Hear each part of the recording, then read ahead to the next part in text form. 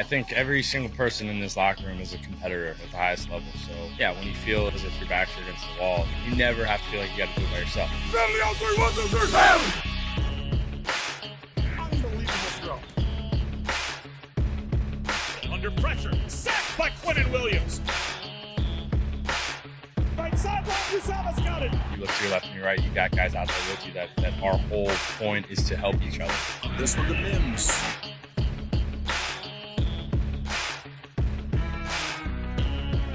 That's Corey Davis climbing the ladder. To be able to go out and lead these guys, just to know how hard these guys work and how important it is to them, and then you get that chance to lead them. Everything that happened that needed to happen for us, it almost felt like kind of like a sign, like give like a second chance almost. Gets extra pushes, running left. Maybe a little extra life breathing in the locker room. Touchdown Jets. Welcome to Talkin' Jets. My name's Ryan, and I'll be your pilot tonight. I am joined alongside my co-pilot. I have Mr. Greenbean. Greenbean, how you doing tonight? What's up, man? Just looking to hang out with you. We get some quality alone time tonight, it seems. Yeah, it's ridiculous. We're wishing Matt well. He couldn't join us tonight, but he is in our thoughts. Right. And we hope he's listening to this after the fact. Maybe he'll comment down below. If you comment down below after this video has aired, you get entered into our t-shirt giveaway for next week. For every 25 likes we get on this video, we're going to pick a t-shirt qualifier to give away at the end of this stream. But we are excited to talk about a whole bunch of stuff. A lot of things going on. Got the whole Derek Carr stuff. You got the Joe Douglas presser. Jets are playing in the Hall of Fame game. Greenbean, how are you feeling about the Hall of Fame game in particular, as far as like Jets Browns? Well, I like it, man. I think, I have to get my ass in gear over here. I got to figure out, we should talk too about getting over there for the Hall of Fame induction ceremony. That whole week is going to be very, very interesting. Dude, it's like Jets, for no pun intended, but it's like Jet Central over there. It's going to be Jet Central over there in Canton with 𝐒𝐿𝐶, Revis, the Jets playing the Hall of Fame game. I mean, in my mind, I view it as like a legitimate sign that we're turning the corner. It's like the NFL, it's happening. You know what I mean? So I couldn't be more psyched about it. I hope a lot of us go over there, pack that stadium full of green jerseys, and let's start the season with a win, even though it's preseason. Yeah, it's interesting too, because I'm pretty sure this is a fourth preseason game, right? Like we get an extra preseason game, which is like concerning from an injury standpoint, but at the same time, when you're bringing in a new offense that you want to install, maybe having an extra game of practice isn't really the worst thing. How do you feel about like that sort of like injury versus preparedness, maybe ratio that's going on? But what do you mean? I'm sorry. So the injury, what was it? Say that again. I'm sorry. So I was just saying how the when you are playing in this type of game, you have an extra preseason game. You now have another potential for injury, I guess. Yeah. But you also get to install the offense for an extra game. Yeah.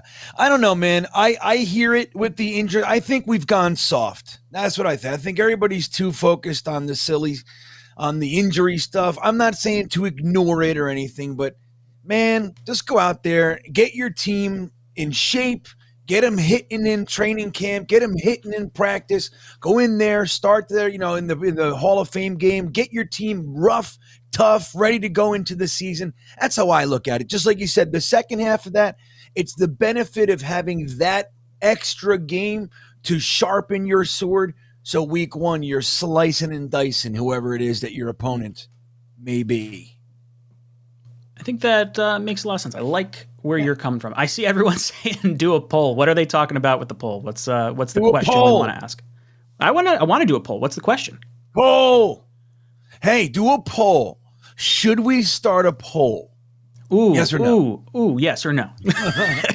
I would love to do a poll. I just don't feel like having to do it twice. Carson Wentz sleeper off season. Carr versus Rodgers. Okay. I feel like that's the poll you guys want. Rodgers versus Carr. That's the question we've been buzzing our brain about for the last 2 seconds. we can't escape that question, Ryan. Oh my god. We got to do it. Let's do it. Let's you and I think of a question. What would be a good question we want to know the answer to? How about this? Do you think the extra game, the Hall of Fame game, is a positive or negative for going into the Ooh. 2023 season? You heard my 2 cents. Who the fuck am I? You know what I mean? Let's get everybody else's 2 cents. So I'm going to go ahead, just so you guys know, like Ryan said, for every 25 likes, we get a T-shirt qualifier. If you guys, every week I get accused of rigging this thing. I don't rig anything. You guys hit like, I hit the system, and it tells us which guy is there. If you want more opportunities to win, go ahead and hit that like button. And let me see who it is that was first, Ryan. I did one. I think it's a positive. There it goes. The poll is up, right? The poll is up. I want to see. yeah. I had somebody. I missed it, though. Where did it go? William drops in, says, I love the off season. Now, thanks to you guys. Keep up the hard work and go Jets. William, we're here. We're glad to provide you the content. It is something we really thoroughly enjoy doing. And I would have talked to Green Bean on a Tuesday night from 8 o'clock to 10 o'clock anyway. This is just a little extra fun we get to have. Totally. This is just what we're doing. We just happen to be doing it together with all you guys. That's all. Hell yeah. Gilbert drops in with a $3 super sticker. Thank you so much. All right, let's have a little fun here. So I did put the poll question in the chat. Do you think the Hall of Game game? Okay, well, it's wrong. You guys can figure it out. Hall of Game game. Is positive, is a positive or a negative for a 23 season. Words are hard when you're on the spot. Sorry, guys. Well, you did it fast, you know? Yeah, I did it fast. I should have thought. I really should get thoughts of poll questions prior to going into this. Whatever. Greeny, I wanted to sit and watch the Joe Douglas press conference with you. You think that would be a good idea? We kind of break down our thoughts and have some conversation on this. I like Guys that a in whole the lot. chat. Because that's real. Like, it's something real instead of some reporter somewhere up in over in Tallahassee saying he heard that the Aaron Rodgers said something and he, you know what I mean? Like all that kind of baloney. Let's look at something real, Ryan. This is good. All right, I love it. So this was not as impromptu as we were just talking about, but it was the reason this stream was just a little bit late. I had to wait for the video to finish converting so I can have it up here. So we'll go into each one of the questions that were asked of Joe Douglas. The first one is going to be just his intro when he came out. I put a little second of black between each one, and we'll pause there to kind of discuss it, as well as, kind of get your thoughts in the chat as well with what we're kind of talking about. Brian Bogan, before we get into that, he says, the contract Carr can't turn down. 4 years, $25 million a year, free meatballs for life, and a weekly segment on Talking Jets. 100%. Derek Carr, every single week, we'll take 5 minutes of your time, 10 minutes of your time, 30 seconds of your time. I'm a bad negotiator. We'll take anything. I love it. Yeah, part of his contract. I'm in. I think it makes sense. I'd love it. All right, let's jump over to the presser.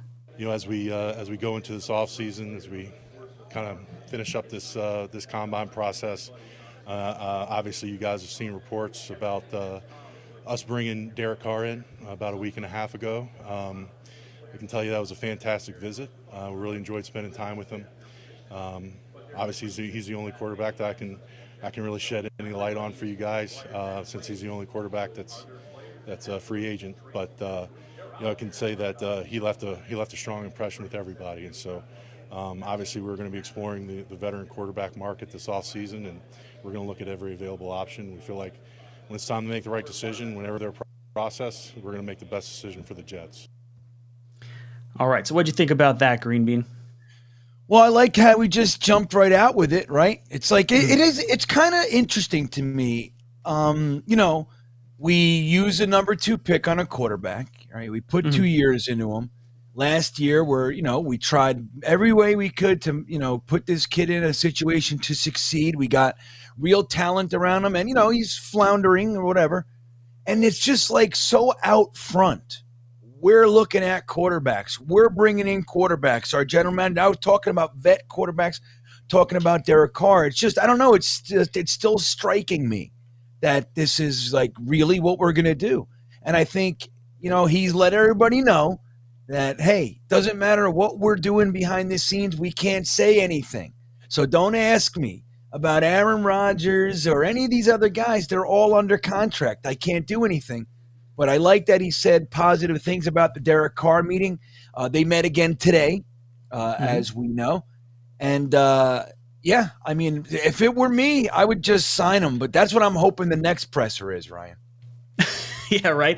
His press conference got moved from 11 o'clock to 12 o'clock. So everyone's like, oh my God, is Carr getting signed? Here's what's going to happen. And then he comes out for his presser and he says, I know you guys are all on pins and needles or whatever and chomping at the bit to ask about the safety position. A lot of stuff going on. Yeah. And like when I went back to go clip it, they clipped that part out of it because the camera was like shaking and everything when they were getting it started. But it was pretty funny.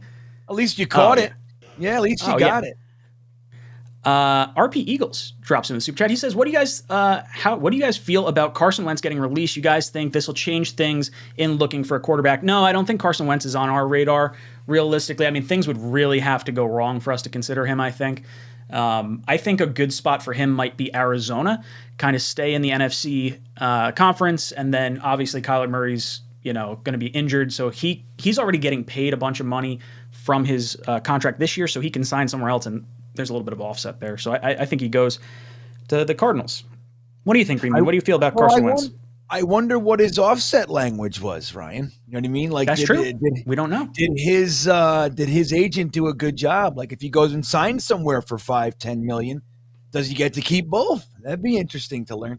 Well, let me say this. What if Carson Wentz, what if you brought him on as a backup? Like you already know he's going to produce at a higher level than Mike White. He's gonna so in that role, let's say Carson Wentz, dude, he's bounced around. He's on 3 teams in 3 years. He's kind of fallen from grace. But he's still 2 years ago, he had 20. What did he have last year? But 2 years ago, he had 27 touchdowns and 7 picks. Like the guy he's can fallen play. from grace so fast. Oh, it's so like hard. embarrassing. Yeah. But maybe Mike Arena backup. dropped What do in. you think? Yeah, I mean, I think he can find somewhere. 4 teams in 4 years isn't great, but I feel like the Cardinals kind of situation with like the weird injury to Kyler is not a bad option. Mike Arena drops in and says, how do you feel about our head coach not being at the combine? I think Joe told him to stay put. I got this. That's what happened last year. They actually did the same thing. Saleh was not at the combine. It was only scouts. A lot of teams are starting to do that now. I saw Daniel Jeremiah on the Pat McAfee show today. He was kind of talking about that as well. That's becoming more of a common theme here. Julio Kelly says, what do you think if we sign Carr and Geno Smith? Not going to happen, Julio. Let's get back into the presser. Here are the next set of questions. I think it's hard to put an exact timetable. I think everybody would like it done sooner rather than later, but everyone has their own process. I feel like we have our process in exploring the market, exploring options, and each player has their own process in terms of what they have going on. So can't give a direct timetable, specific timetable, but again, when decided to be made, I feel very strongly we're going to make the right decision for the Jets. All right, so we feel we'll make the right decision for the New York Jets.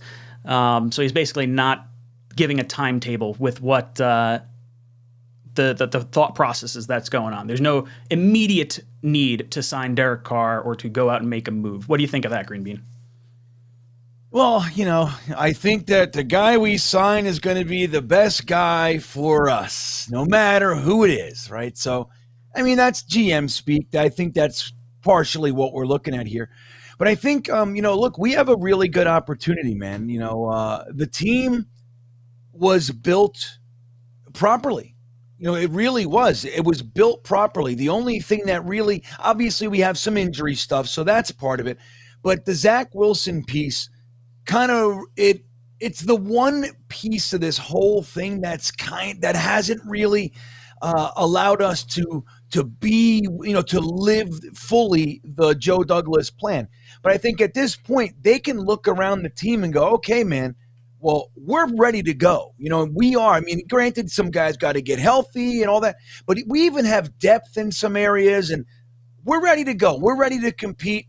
And when you look at it, now we have an experienced offensive staff to go with our defensive staff. And it's time to kind of, pick the guy and make sure that this is the one that can gel with your team. It's not just about, specifically and solely their talent. It's like Are they going to be able to gel? I think that's what they've focused on up to this point, and I think that they will continue to do that.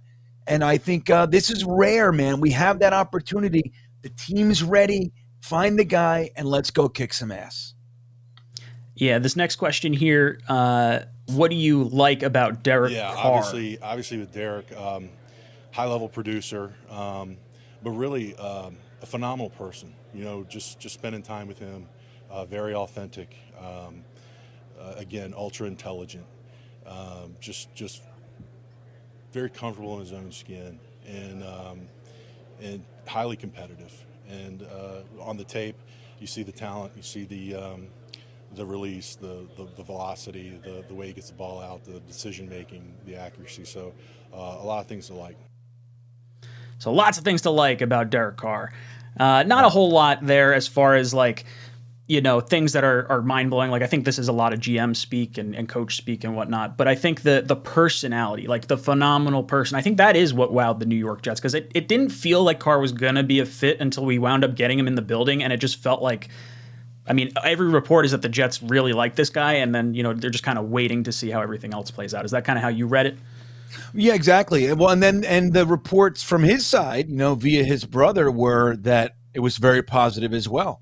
You know, I think that, you know, what's different about this regime, man, is that they are respected out there. Like whether or not us as fans like Robert Saleh. What's up with that? Yeah, sorry. I just wanted to like move it along. Like not Right. move the like you keep talking. I just didn't want it to leave it on a black screen. That's sorry. No, you know, like, you know, whether or not we love Robert Saleh as the head coach or Joe Douglas as GM, when we're talking about how they're viewed by their peers out there, Robert Saleh is an uber respected coach out there. Joe Douglas is a very well respected GM, and you know, so when they meet with a guy like a Derek Carr has been he's been in the circus, dude.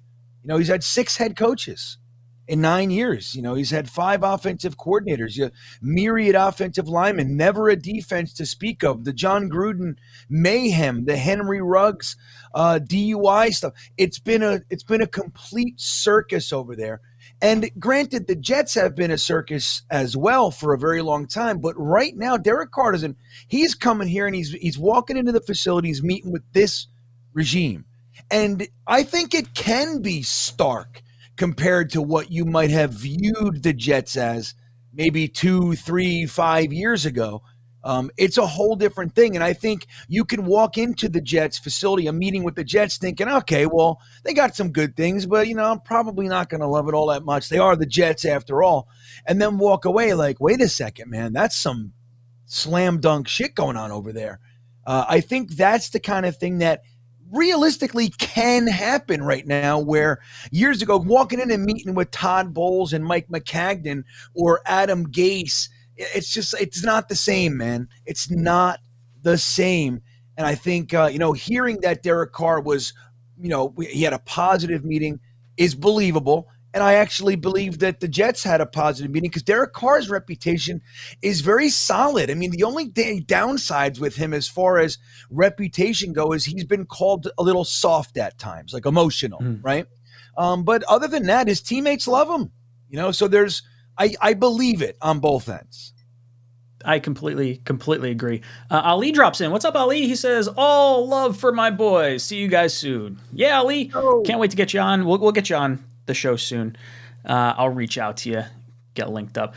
This next question here from Joe Douglas, or for Joe Douglas, was actually, I had that wrong. It's from Al Ianuzzi. Iazone? And known Zoom. I don't know how to pronounce that. You don't want to miss out on a guy like that talking about Carr while you're waiting for somebody else to make a decision. So this is talking about, you know, obviously Aaron Rodgers making a decision. You don't want to miss out on Carr because you're waiting for Rodgers. So this is what Douglas had to say about that. I want to speak for Derek, but obviously this is the first time that he's been a free agent in his pro career, and you know, knowing how being around him and seeing how smart a person he is, I know he's going to be thorough with his process to make sure that him and his family end up in the right destination for them. So you know, we're going to respect his process, and then again, we'll be ready to make a decision when the time comes. All right. So that was a nice little sidestep by Joe Douglas. Like, oh yeah, you know, I can't talk about that. So why are you asking me about that? That's kind of how I took that. Yeah. Well, and look, and Joe Douglas knows how to answer, man. You know what I mean? That's kind of, you know, that's something that we can give him. I mean, we know his organizations by and large are very, very tight-lipped, and he's out front, and he's going to answer and control the narratives in the way that he sees fit. But he, you know, he says something here that's kind of interesting. And I think it's really, it's important to consider. I mean, Derek Carr has been locked in with the Raiders his entire career. This is the first time that he's able to break out of his, you know, his little nest there and go out into the world and see what's going on. And, you know, look, he's been a Raider. He's been loyal. He's told the fans he doesn't want to play anywhere else, the whole thing. They did him wrong, in my opinion. The way that they handle it, they don't have to like him or whatever. They can move on. But the way they did it, it's like, in my opinion, I think they did it really piss poor, evidenced by the fact that they didn't even get any picks for him. Like, that's how dumb they are and how poorly they handled it. But Derek Carr is out there right now for the first time. And, you know, we're saying like, hey, why don't we just sign him? Well, maybe the Jets do want to sign him. But Derek Carr is like, I don't want to just walk into the first building and or second building for that matter and just sign a contract. I want to really see what's going on out there, man. I want to meet with some people. I want to see what the different facilities are, what the neighborhoods are. Like, imagine it, envision what it might be to live there. And I think that's look, dude, he's got no competition. He can do it he's got a few weeks of this where he's not really under any pressure. He's the only guy, he's the only show on the road. And I think it's smart for him to you know, go through his due diligence and like Joe said, his process is going to be his process. I think he's nailing it. Yeah, I think he'll wind up signing maybe a week before free agency, and then the corresponding moves will wind up being made. I think if you wind up having to wait on Rodgers, they'll wind up pulling the trigger here. I'm not going to get it. So now this was asked by Connor Hughes. Did you make a contract offer to Derek Carr? Any contract negotiations or talk like that, other than just to say we had a great visit. Felt like it was a really productive visit. So do you think there was an offer made, or you think not so much? You know, I don't think so. I don't think there was an offer made. I think in the same, like what I just said about Derek Carr, I think the Jets also want to legitimately kind of see what's up with Aaron Rodgers, and they probably want to meet with a few people as well. Yeah, I tend to agree. I think doing your due diligence and kind of taking your time is probably the right way to do it. There's a quote at one point where Douglas says, right player, right price, or something like that. And I think they know he might be the right player. And I think it's about, I don't even know if they got that far. I think it's, hey, let's make sure the fit's right for both sides. And then you want to be a Jet, let's talk numbers then. Right. Moose City drops in. Thank you so much for the super chat. He says, sign Carr. I feel like that's what I'm hearing a lot of in the chat. Again, more and more. All right, so this more and more too. Like, you know, a couple weeks ago, it was like, you know, while we were fighting about it, Aaron Rodgers, you know, but I think it was tilted Aaron Rodgers. I honestly feel, and I could be wrong, but I feel like the fan base is kind of moving slowly toward the Carr direction. I think he feels like maybe not as, you know, quite as elite or as dynamic, but I think he does feel to a lot of people like a safer bet.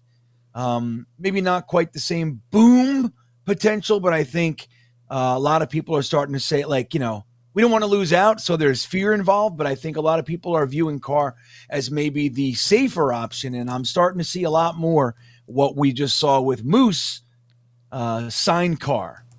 That's what we're seeing. Yeah, it's definitely taken kind of a swing. I think as soon as we wound up figuring out or hearing the rumors that he was looking for like a $35 million a year contract, it was like, whoa, wait a second. This is not the groundbreaking numbers I thought we were going to wind up having to pay for Derek Carr. And I think that sort of made everyone sort of pivot. And they're like, wait a second, we can keep all our draft picks, and that guy's done what for the last 8-9 years? And like, interesting.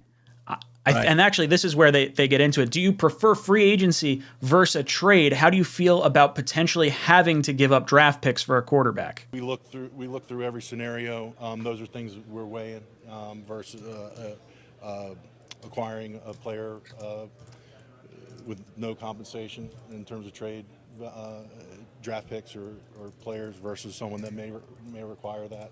So we're looking at every option, and that will play a part in the decision. Yeah, that process will. Sorry. So yeah, we're hearing from Joe Douglas. You don't want to. Oh wait, what was that question? That was the about the trade versus free agency and the trade. There's a cost analysis that you have to do, Yep. And I think when you're talking about the right players and the right price and things of that sort of nature, that's right where he's talking about. It's not just money; it's also draft picks, which is also money. It's all about money in a salary hard capped sport. Yeah. Well, I mean, dude, look and think about it too. Like, unless you think that one guy is just head and shoulders a better option than the other guy, when you look at, like, you get off of the field and you look at the two scenarios, like when you talk about Aaron Rodgers versus Derek Carr, I mean, dude, they are such different scenarios. I mean, Derek Carr, no draft picks, rumored that he doesn't even really want, he's not even going to push for the 50-40 million. He wants 35 million is what I saw.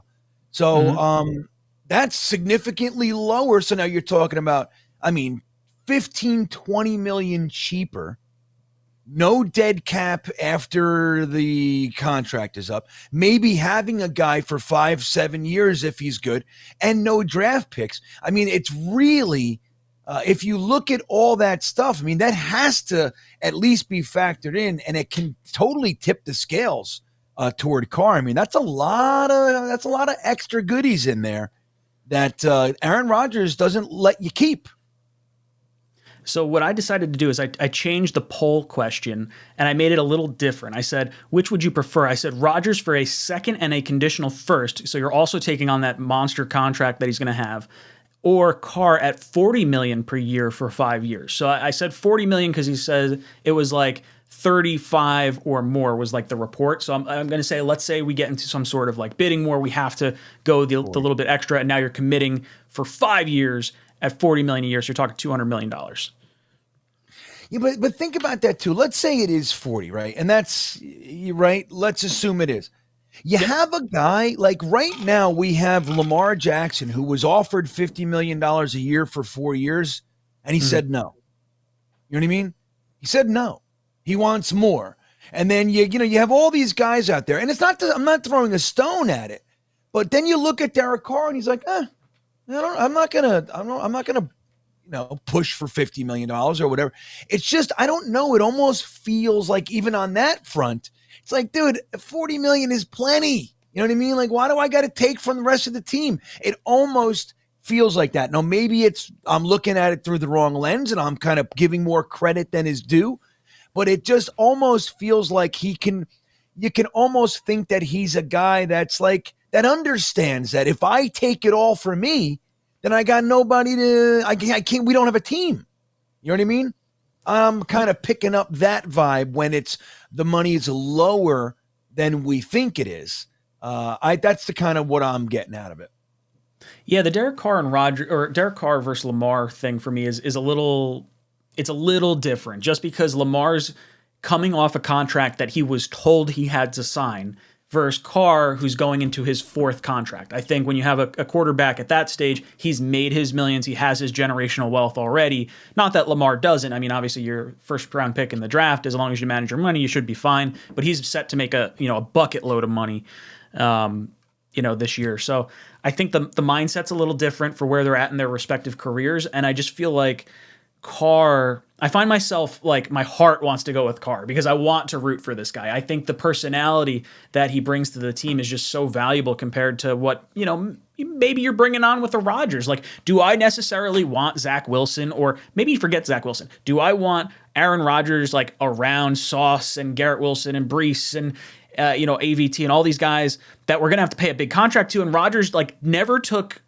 any sort of lower amount of money to try and facilitate winning, where Carr is actively taking less money or seeking less money than a lot of us kind of perceived to facilitate winning. I think that, to me, is setting a very interesting precedent. Tom Brady took less money for friggin' years. And I'm not trying to make Derek Carr out to be Tom Brady, but when the quarterback takes less money, you can do some really special things. And I think that's what Carr realizes at this stage in his career.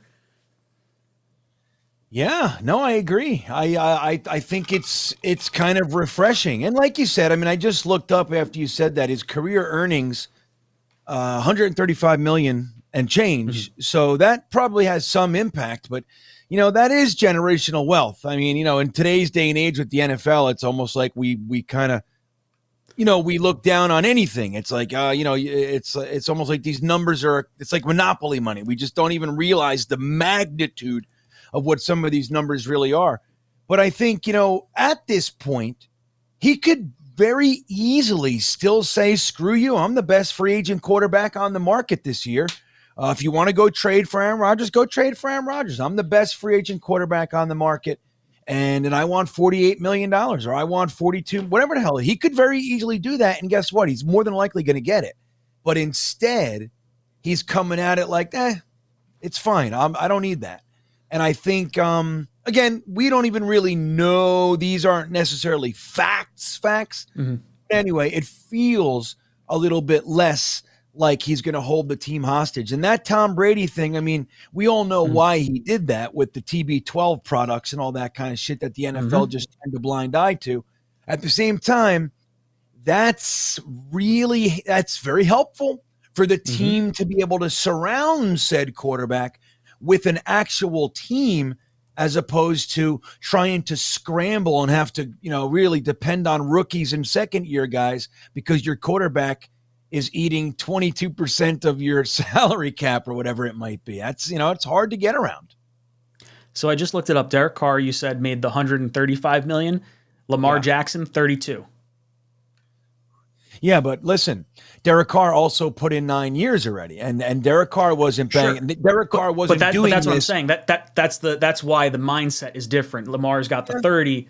Rodgers has, or Carr has 100 million more than that. I understand that, but was Derek Carr doing this when he was in this position? The answer is no.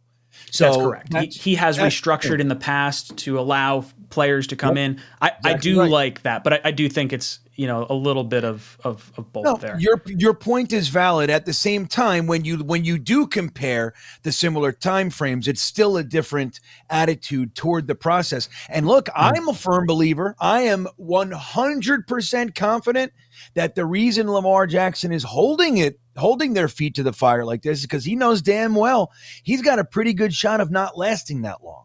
And this is it. This might be his only contract. Now, I don't think he's counting on it or he's thinking that, that this is definitely it. But he's trying to ensure that he gets that extra bit because there's a realistic possibility that he doesn't make it through these seasons. And, maybe, look, the last 2 seasons, he's missed 31% of the snaps. What if that happens another 2 years out of the next 4? Teams are going to start thinking, I don't know. And then his ability to command such numbers might diminish. So I'm a believer in that, man. I think that he knows that's real. That should be factored in. You know what I mean?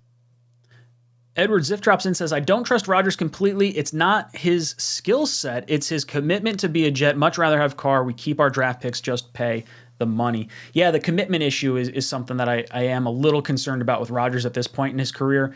Although I think someone mentioned to me earlier today, if he's willing to uproot his family from Green Bay to move to another city, then at least you would think he'd be committed for maybe 2 years at that point. So who knows? Hopefully. I don't want to bring in Rodgers unless we have a commitment from him that he's going to go to all the offseason programs. I want Rodgers at 100% commitment, not this half-assed stuff that we saw last year.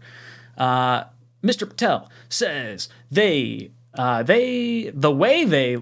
way I look at it, it's Rodgers for 2 or 3 years, or Carr and blue chip tackle, first rounder that we could probably have that we would probably have to trade for Aaron Rodgers for 5 years.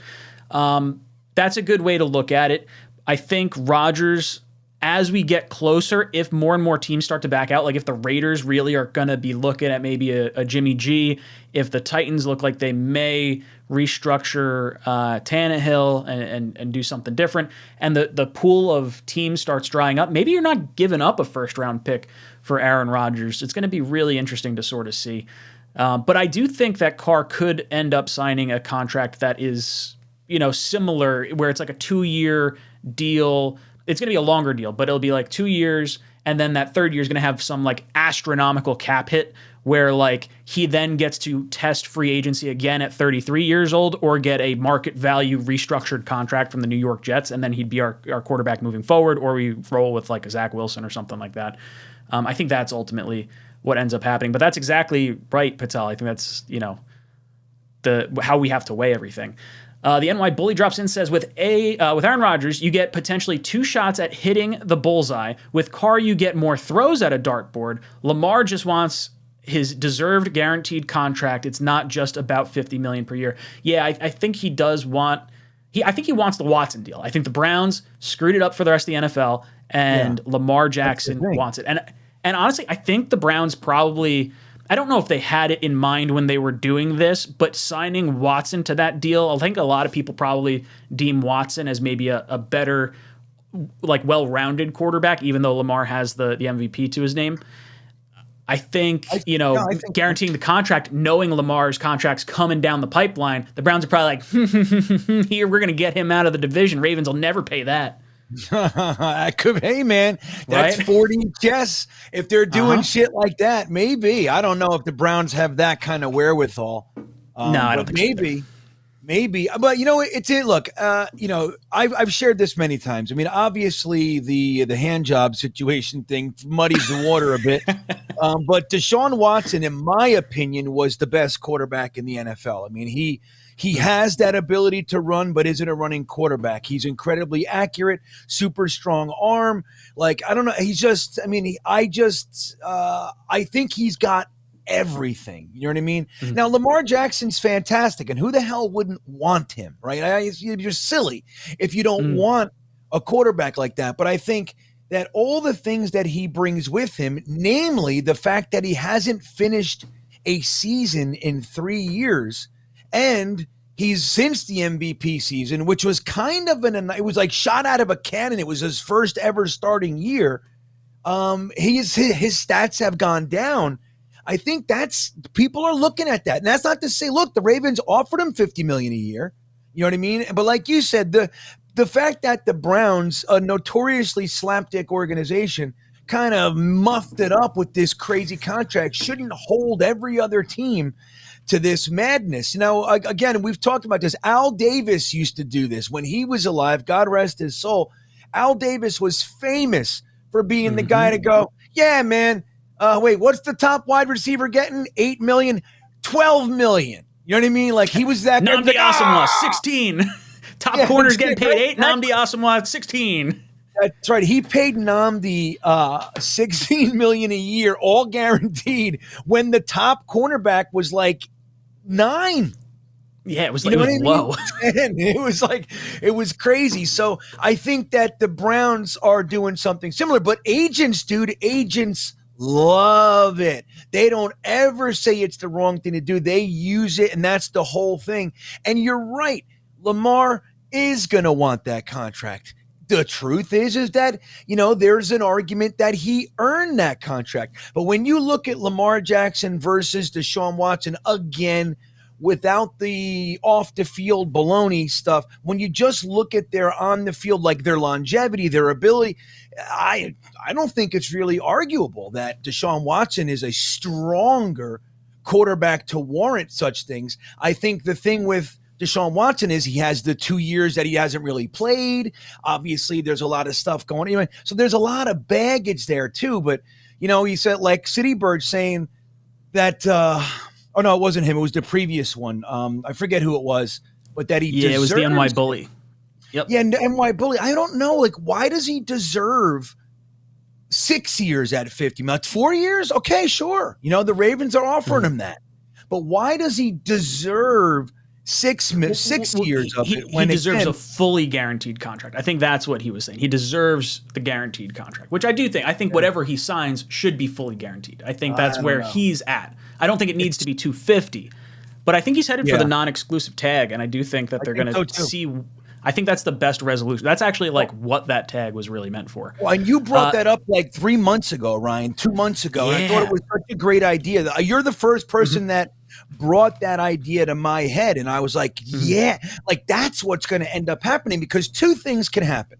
One is that somebody does blow the doors off the joint and the Ravens go, okay, well, then we'll just take the mess of picks, 2 firsts, right? And then we lose the $50 million.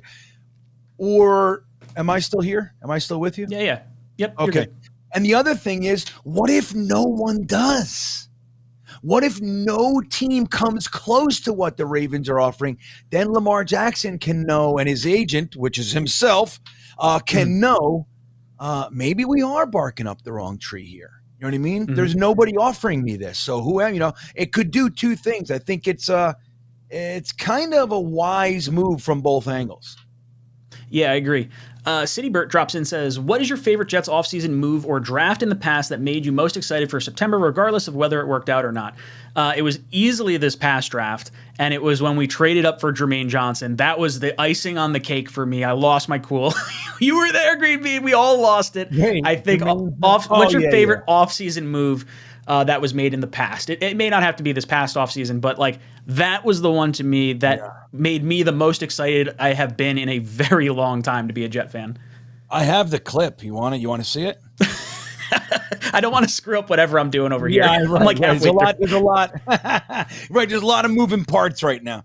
Yeah. Well, I think that's a really good example because, again, we were having an interesting draft. I think, speaking for myself, I was having a hard time. Like, while I was pretty confident we got 2 excellent players, I just couldn't get my head around the idea that we yet again didn't grab an edge rusher in a strong edge class. So when he did trade up and ended up getting a guy that most of us would have been happy if he used the 10th pick on at 26, that really was something, man. That changed everything, and all the pieces fell into place. You're like, he's brilliant. You know what I mean? Yeah, that was a pretty big one, man. But what's another? I mean, this recently, I think that's up there. Yeah, if I had to do something like I don't want to say distant past, but like I would say like in the last few years, the trade up for Darnold from 6 to 3 had me all fired up. I was all excited. I was like, we're finally getting our guy. It hasn't worked out. Sam's going to work. And then like for him to crushingly like sort of fall apart was just so devastating. And then I don't think I feel like I got as attached to Zach as I did to Sam because of like the recency bias of like that quarterback kind of flopping. And now I'm sort of like maybe coping with it a little differently. Yeah. And that's a good one. I mean, I remember, I remember where I was when I heard it. So that clearly, I was driving in Pantops, Charlottesville. I mean, I know exactly where I was when I heard it for the first time.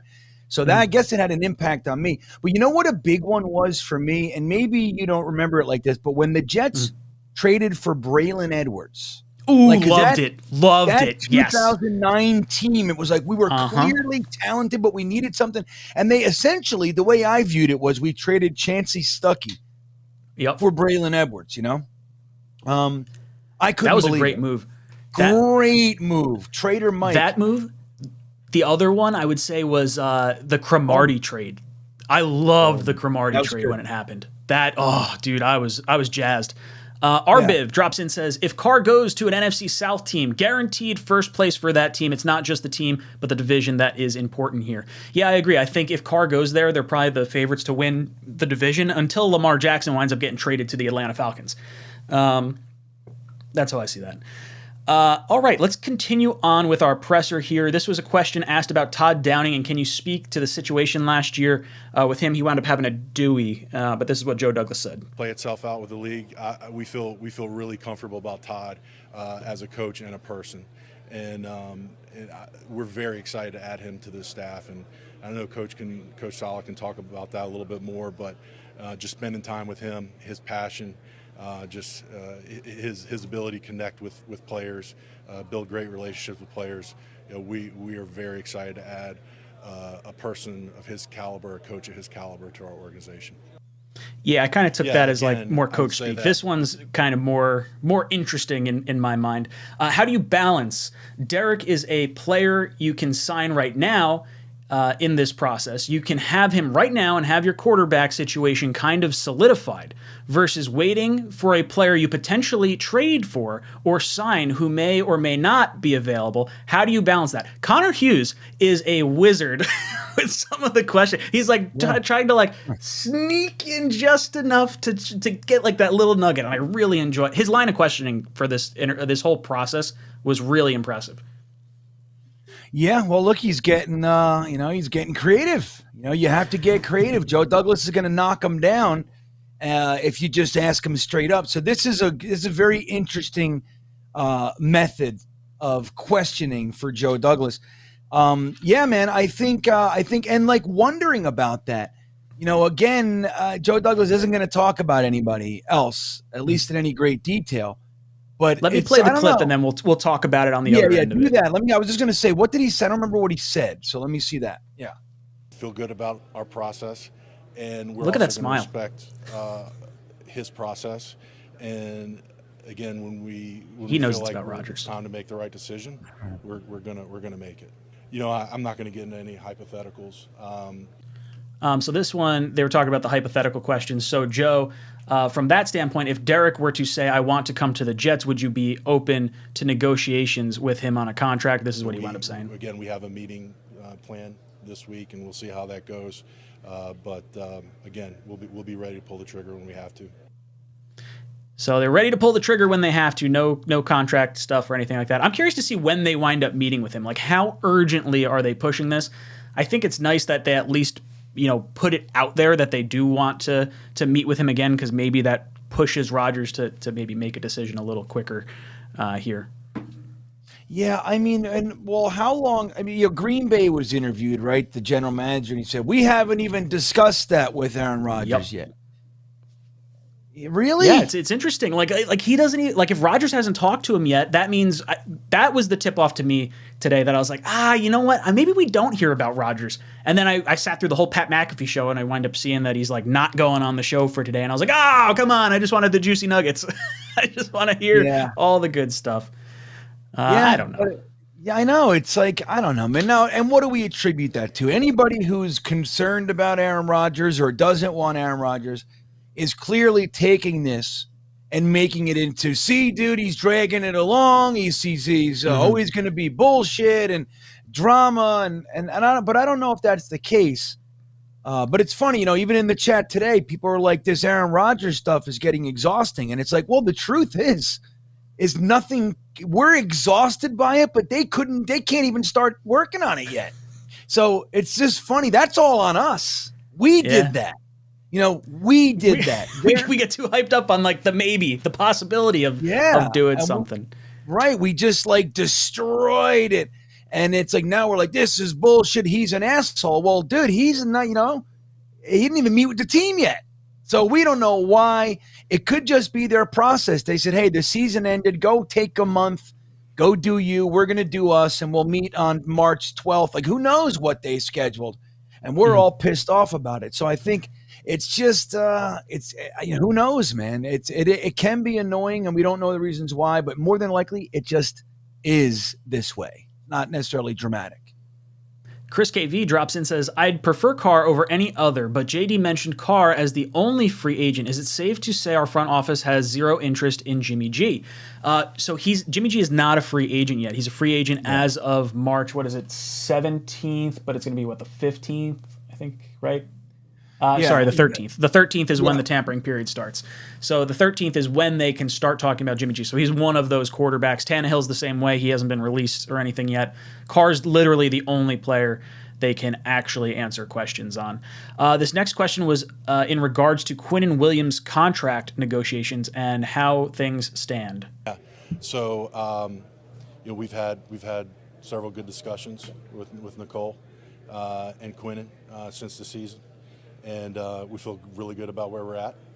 And again, feel good that this process is going to play out in the right way. I think there is an impact on draft when we have to. Where am I? See, now I don't know where I was on this. Quinnen Williams contract. Sorry, flipping all over the screen. Yeah, that's a good question because all right. That's what happens when I have you lost your integrity here, man. You had it. I was so perfect for the whole time, and then I'm using a touchpad, and my finger glanced it when I came down, and I accidentally tapped the thing. I don't even remember where we were talking about. What were we just talking about? It was the Quinnen Williams. Quinnen Williams thing.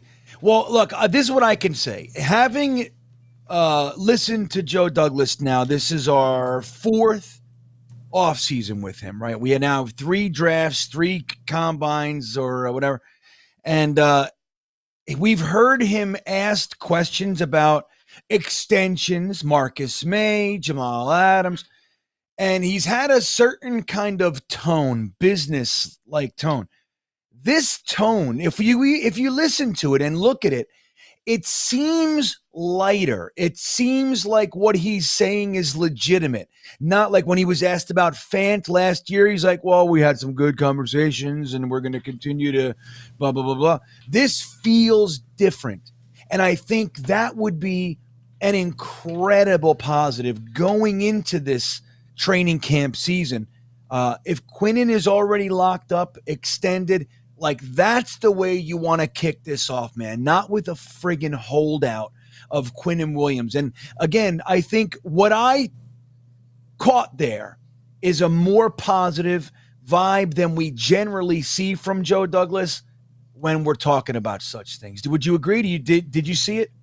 Yeah, I absolutely got the same thing. And that was what I was most interested to hear about the Quinnen contract, because during this interview every year for the last few years, it's been, oh yeah, Sam Darnold, he's going to be a Jet. Oh yeah, Jamal Adams, he's going to be a Jet. And it was like very like it, not that it felt tongue-in-cheek so much, but like there felt like there wasn't maybe an authenticity to it, where this, it feels like they want to get it done. They know they have to get it done. Saleh and Douglas, they love the trenches. They love the offensive and defensive lines. I think if you perform on either one of those, you're going to get your contract. I think Quinnen gets paid. I think AVT, when time comes up, he's going to wind up getting paid. We'll wind up listening about some Mekhi Becton stuff in here in just a few minutes. But up here we have Douglas was asked about the NIL deals and impacting players coming out of college. Those are the name, image, likeness deals now that players are allowed to get paid by boosters and sponsors and things like that in college. Does that prevent them from maybe coming out? Probably everyone has a different opinion about NIL. I view it, maybe I view it a little differently than most, but I think when you have guys that maybe underclassmen that receive 4th, 5th, 6th round grades from the league, they're more apt to stay in, and because of the NIL. And I know that in the old days, we would always get in draft rooms and talk about players and how they're going to handle money. And I think some of that gets answered now with the NIL. And the relationships you have with the coaching staffs will kind of answer that question for you in terms of that. So, but I think there is an impact on draft classes. I think you're going to see less underclassmen come out than in previous years. Yeah, it's interesting to kind of hear how the NIL is impacting the NFL, because I always thought of it as like the collegiate level, like how is the dynamic in the locker room going to change with the top guys getting paid some money and the lower guys not getting anything at all, and how that divide could stretch, especially when there's a large divide. Like if you got like a quarterback making potentially millions on a big time deal to play at a certain school, how that could impact it. But it's interesting to see how people sort of, or how he views it as, we go into these conversations, these players are going to get drafted, we're going to hand them millions and millions of dollars all at once. They've never seen this kind of money before. And like, how are they going to react? Now, I know when I was growing up, my parents always said, it doesn't matter how much money you have, all it does is amplify who the person is, I guess, on the inside. So if they're going to go nuts, then there's a panic mode. Like, is this guy going to forget about all the training he's done and he's going to all of a sudden just kind of relax. And we've seen this with Albert Hainsworth. We saw this with Muhammad Wilkerson. They kind of got cut the check and they mailed it in. Tremaine Johnson, to a lesser extent, how are they going to deal with getting that guaranteed money? And I thought that was an interesting way to view the NIL. Well, you know what? I think the NIL, when I first heard it, I was kind of against it for some things that, like you're talking about. Like, all right, well, then why would they even need to come? Like, what do they give a shit? If they already make $10 million a year, whatever, from these, these deals. But, here's what I think. I think most college players never make it in the NFL. All right. And some of those guys who never make it are legitimate stars for their organization, for their school, let's say, right? Now, why should the school, and they've been doing this since the 1920s, why should the school be able to make all that money, booster money and all this stuff from those players, and they leave college, big star, and they got to go work at an accountant firm? You know what I mean? Like, why shouldn't they get it? It's their backs. And that's the whole thing with like the collective bargaining agreement. Like, I hear a lot of people talk all the time about like these NFL players are greedy. And in the vacuum, sure, we can do that. But the truth is that the NFL owners have been making billions off of these guys forever. And they were getting 50 grand a year, 100 grand a year, and they blow their knee out. They're thrown on the street corner and they got to go work as a garbage man, or whatever it might be, with all due respect to any profession. Right. But it's time that, like, if this is how much is being made, the profit share should be there. And that's why I'm in full support of the NIL licenses and how it affects the NFL. Look, it's going to change some things and we'll figure it out. You know what I mean? We'll figure it out just like we did with the helmet-to-helmet stuff. When they first said that you can't hit a defenseless receiver, dude, 9 out of 10 fans lost their mind. It's bullshit. And then now it's like you see some of these hits, helmet to helmet on a receiver. He's looking like this. He goes like this, and some safety goes blam right in his head. And now you see it as like, dude, you can't do that to a poor guy. You know what I mean? It changes things, but I think we'll adapt. And ultimately, it benefits, like Joe Douglas said, the kids who are late round picks, undrafted free agents, or never even get selected. Like they're these wide receivers for his school, like Liberty or something like that. And they're huge stars for Liberty, but they're never going to make it in the NFL. Maybe they come out of there with $1 million. You know what I mean? I think that's where the benefit is. Agreed. I just saw something pop up. I guess it happened a few minutes ago. I guess Aaron Rodgers is going to be on a podcast tomorrow, is what they're saying. Yeah, Green Bean. He's going to be on Green Bean Jets Fan tomorrow. Subscribe to both Jets Talk and Green Bean Jets Fan and Matt O'Leary, and you'll see Aaron Rodgers' decision. I guess it's going to be on Aubrey Marcus podcast. It's on YouTube, iTunes, Spotify. Get noted everywhere. It's Awake in the Darkness. I cannot imagine we're going to get any sort of answer as far as like, maybe Rodgers is going to retire or not retire, but I do think it's going to be interesting if Rodgers is in it. I want to kind of like, I don't know, I want to see what it's all about. Who is that guy? That name sounds I have no familiar. idea. Who is that person? He is from I think it's, what is it, New York Times? He wrote the New York Times bestseller Own the Day, the founder of On It. So I don't know what any of that is. Yeah, On It. ONNIT. Yeah, I'm on It. That's so crazy. Oh, that's why I know him. I've actually talked to that guy personally. Nice. I'm like, he sounds familiar. Yeah, that's the guy. I talked to him. So how is he? What's he do? What's his thing? On it is, I stopped putting it in my what is it? The description. Mm-hmm. What it is like you can hire people to do certain things. So like there's the Fiverr like aspect. Kind of.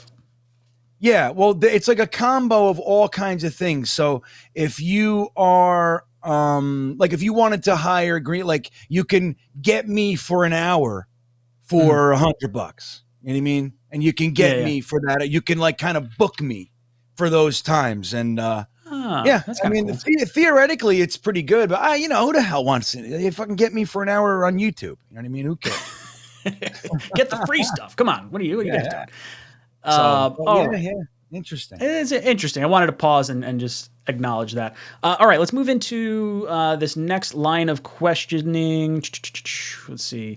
This one's from Connor Hughes, I believe. Season where we talked to a lot of Yeah, you had to. Have you had discussions with the Packers? I know you can't talk about specific players, but have you talked about a potential trade? So let's see what Joe Douglas had to say here. GMs. We've talked and talk about a lot of different scenarios, a lot of different trades, and not just quarterbacks. So I've had a lot of productive discussions with multiple GMs around the league, and that's probably a good question for Brian to answer. But no, again, we've had a lot of positive discussions. So, discussions with the Packers. He's being very like, I don't know. Like we know they called, right? Like that was a report we heard about. They're clearly trying to do their due diligence. Even if Rodgers has not made a decision, I feel like you can go to Robert Saleh's best friend and say, "Hey, what's the vibe? Like, do you want to roll with Love?" It seems like they believe he's a starting quarterback, and I think if Rodgers deems he's returning the football, which I think is what's going to happen, he's going to say, "I'm returning the football." The Packers are going to say, well, to here, or do you want to go elsewhere? And they're going to try and play this pissing match of who's going to be the bad guy sending away the Hall of Fame quarterback. Yeah. Well, I think, like we've heard coming out of there, though, a lot of the fans are tired of it too, though, Ryan. You know what I mean? They're just every year, you know what I mean? Just move on. We got a first-round kid. That's the thing. Like, if anybody's planned for this, it's the Packers, dude. They've done this before. It's almost identical. Now, we don't know what Jordan Love will be, but he's a first-round draft pick who's been developed and grooming on this team for 3 years behind one of the greatest quarterbacks of all time and with this coaching staff. So, I don't know. It's like, no matter what, I don't think the hit is quite the same as if it was the Jets, letting the one quarterback we found in 50 years go. You know what I mean? It's different, in my opinion. Yeah. We have So now Douglas goes into how do you feel about the tackle position? a lot of moving pieces in season 2, so that's definitely a position where we'd like to create some more stability, continuity, especially with the injuries we sustained last year. So, Dwayne's under contract. Max Mitchell's coming back. Max is doing great. Another player that's recovering. He's doing great, and Mekhi's doing great. So, feel good about those 3 guys coming back. And Dwayne's he just had a procedure on his shoulder. He's recovering well.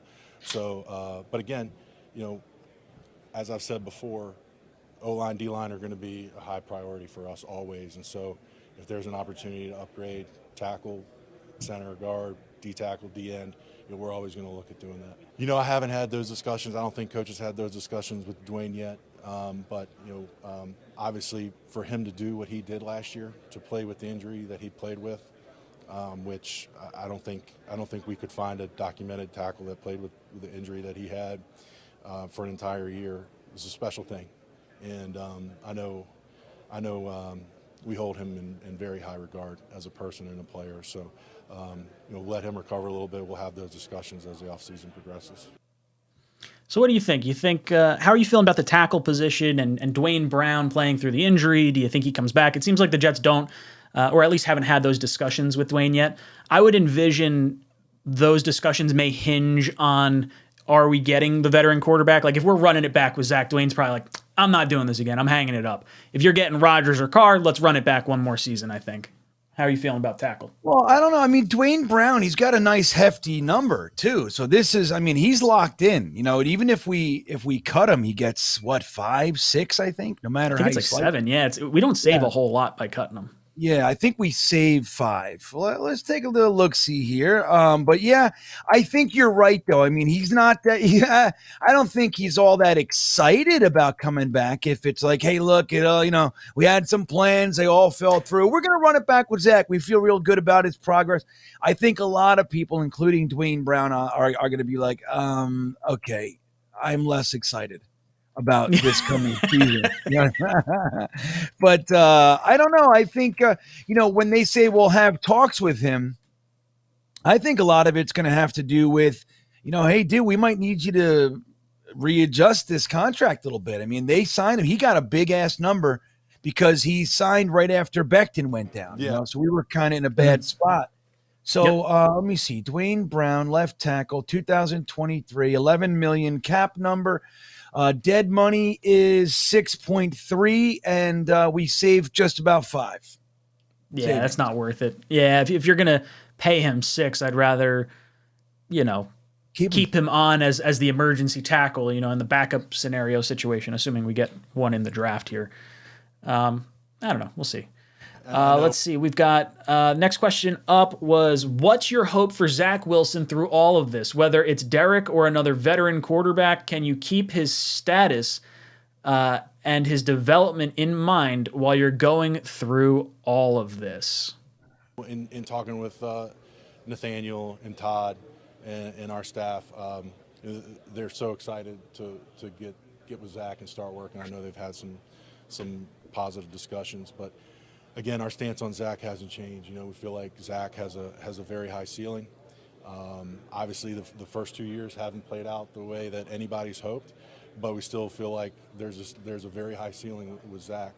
And in my time in the league, I found that when players love this game and when players work their tails off, they usually hit their ceiling. And so feel like Zach definitely has those traits. So still feel strongly that Zach's going to be able to hit his ceiling.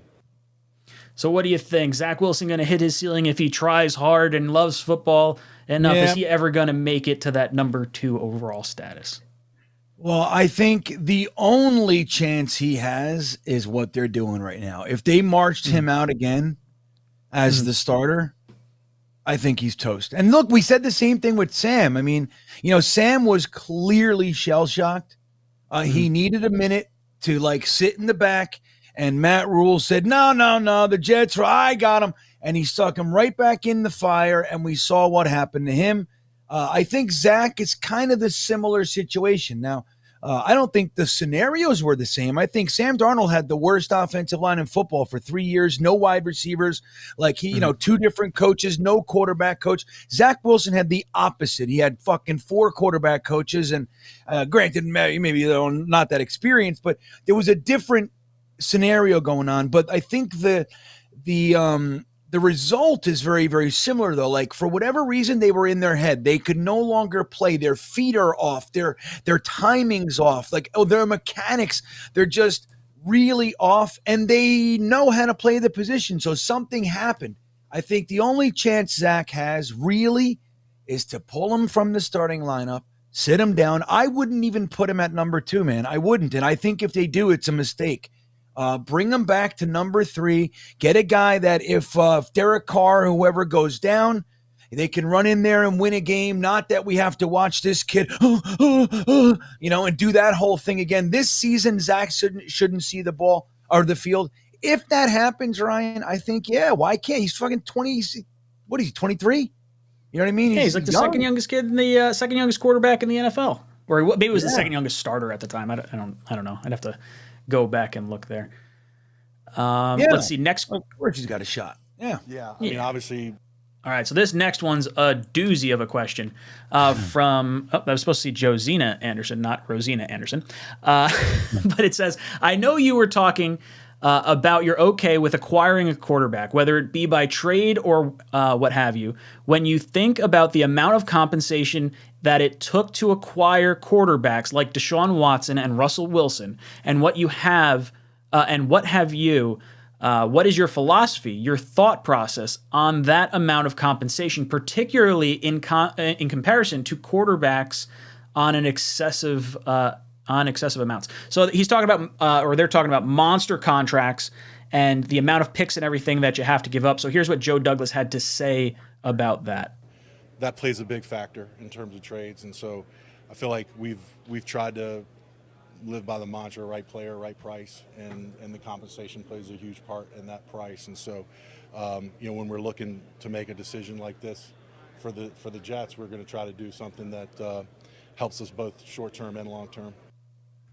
So Joe Douglas was talking about how he wants to do something that helps the Jets for the short term and the long term. He mentioned right player, right price. Love that mentality. In the past, I feel like Jet fans have always been like, we don't care. Free agents want all the money in the world. Let's just throw all the money. We got all of it. Let's get them. Let's get the talent in here. We've been terrible at drafting. We have to pay outside free agents. And I think having that mindset change to do you want to be here is so important for the mental side of the psyche of this team in general. What are your thoughts on that? Well, I think it falls in line with Joe Douglas's overall philosophy. We heard it a couple times last year, which is like we're aggressive, but we stop when it gets reckless. Like that, I think that's been the defining characteristic of this regime. I mean, look, we do some wacky stuff. I mean, look, he traded Jamal Adams for 2 firsts and a third. I mean, he's made some really big moves in the trades, and he's traded every single draft. He's not afraid to do that stuff, but we haven't seen that big bloated contract that like you're a prisoner to, like Tremaine Johnson or Muhammad Will. Like for 3 years, Quincy Enunwa was being paid 3 years after he's or at least 2 solid seasons after he ever saw the field. He wasn't even on the team anymore, and we're still paying him. Like, we don't see that kind of stuff. And I think when he's talking in this particular case, he's saying like, look, we're aware, dude, we're not stupid. All right. We see what our team is. We see that we have an opportunity to kind of try to strike while a lot of our team is young and on these contracts. At the same time, it sounds like he's not totally on board with mortgaging the future either, though. He doesn't want to get into a situation where it's like, it's all or nothing right now. And if it doesn't work, then he's screwed. Like, that's what I get out of this. And I think that's smart, man. That's the way you want to do it. It doesn't have to be, either or, pendulum swing, extremes. It can be somewhere in the middle while being aggressive. Yeah, I completely agree. And that sort of response almost told me like, maybe we're not going to look at a Lamar Jackson, even if he becomes available, because you're linking yourself to that guy for the next 5 seasons. And I don't know if that's necessarily what they want to do. I mean, who knows? I guess the quarterback position is a little different, but you saw how Russell Wilson, playing under one head coach in one city, gets moved to another city, new locker room, tons of money. The dynamic changes. Deshaun Watson gets moved from the Texans to the Browns, gets a record-setting contract to right now has not played to the level of that contract. So Lamar Jackson, are you going to get the return? The biggest part of the NFL is capturing as much value from the contracts you have. And when you're paying someone that much money, it is very, very tough for that person to live up to that money. Yeah. So it's interesting. And that's kind of where we're about to head with this next question. And this one is in regards to Mekhi Becton. 2 parts. Can you handle him as a starter right now, or you can't because he hasn't played in 2 years? And secondly, have you made a decision on his 5th-year option? Mekhi Becton's 5th-year option is going to be $13.4 million, fully guaranteed. They have to make that decision by, I think it's May 1st of this year. He's going into the 4th year of his contract, which will be the final year of his contract if we do not exercise the fully guaranteed option. Here's what Joe Douglas had to say about that. We don't have to make a decision on the 5th-year option until after the draft. So we're not ready to announce any decision on that. In terms of Mekhi being able to be a starter, I think for any of you guys that were here in the 2020 season, you saw what a healthy Mekhi can do on the football field, and how dominant a player that he was as a rookie, or early in his rookie year. And unfortunately, the last few years have been frustrating from an injury standpoint. But I can tell you that Mekhi is in as good of a place now as I've seen him in a long time. and he's working his tail off, and he wants to be the best player that he can be for the New York Jets. So Mekhi Becton working his tail off. It sounds like to me they're not planning to exercise his fifth-year option. In the event maybe we don't get a tackle in the draft, maybe that's where they consider it, because good offensive linemen don't tend to hit free agency. And depending on how the draft shakes out, this is telling me they're eyeing tackle. And if they get the guy they want, they're not going to exercise his option. Is that what you got out of this? Yeah, well, yeah, and I think, and look, and he's right too. I think we're at a point where we have a very, very good player on our team. He's super young. People forget Mekhi Becton's still 23 years old too. We have a very good player, but it's virtually impossible to depend on him. We can't. You just can't. Which is interesting, by the way, because now, granted, it was full seasons, but the last 2 seasons have been rough. So you figure out you have to account for that. Now, there's other people out there that last 2 seasons have been rough and they want $50 million a year. So there's that whole thing. But just saying about Mekhi Becton, like you said, with the fact that whether or not they're going to do the 50-year option, I don't think they can, because let's say hypothetically, Ryan, he comes out and game 1 or in training camp like last year, he does it again. And now you're locked in for 2 more years. With a guy who hasn't played in 3 years. And I think it's just, you just can't do it. Now, it might end up biting you in the ass at the end. Look, let's say he has a career year. It ends up being a contract year because you didn't exercise the 5th option. And now he wants, whatever, 17, 18, 19 million dollars. And then you got a decision. You can lose him, right? You dealt with all the bullshit, and now you got to lose the guy, or whatever. But anyway, it can go both ways, but I think I tend to agree with what you were saying. Yeah, when you don't exercise the option, I like put the players back against the wall. I would rather pay a premium because you proved me wrong, as opposed to getting caught with my pants down because I did a foolish thing, and it was like, fool me, what is it? Fool me once, shame on me, fool me once, shame on you, fool me twice, shame on me. That's kind of where we're at, but it's like the 3rd time. So I don't want it to kind of happen here. Let's go into the final question here from Joe Douglas. This one coming from Connor Hughes. You guys obviously are interested in adding a quarterback that costs money. Right now, with the salary cap, basically, you guys made a decision which wasn't future yet. When it comes to making salary cap savings, when do you anticipate making it? Played in 2 years, and I definitely screwed that up. You have to make a decision. Yeah, sorry, I goofed on the text there. The question was, you guys obviously made quarterback. When it comes to making salary cap savings, when do you anticipate making the salary cap cuts? Notice that some teams are doing some of these restructures now. We haven't begun that process. We feel confident. One, we have a great team, football admin team of Dave Sosi and Nick Sabella, and we still have a lot of flexibility. We don't, as you guys know, we hardly have any money prorated into the future on our salary cap. So we have a great flexibility to create very large amounts of cap space if necessary.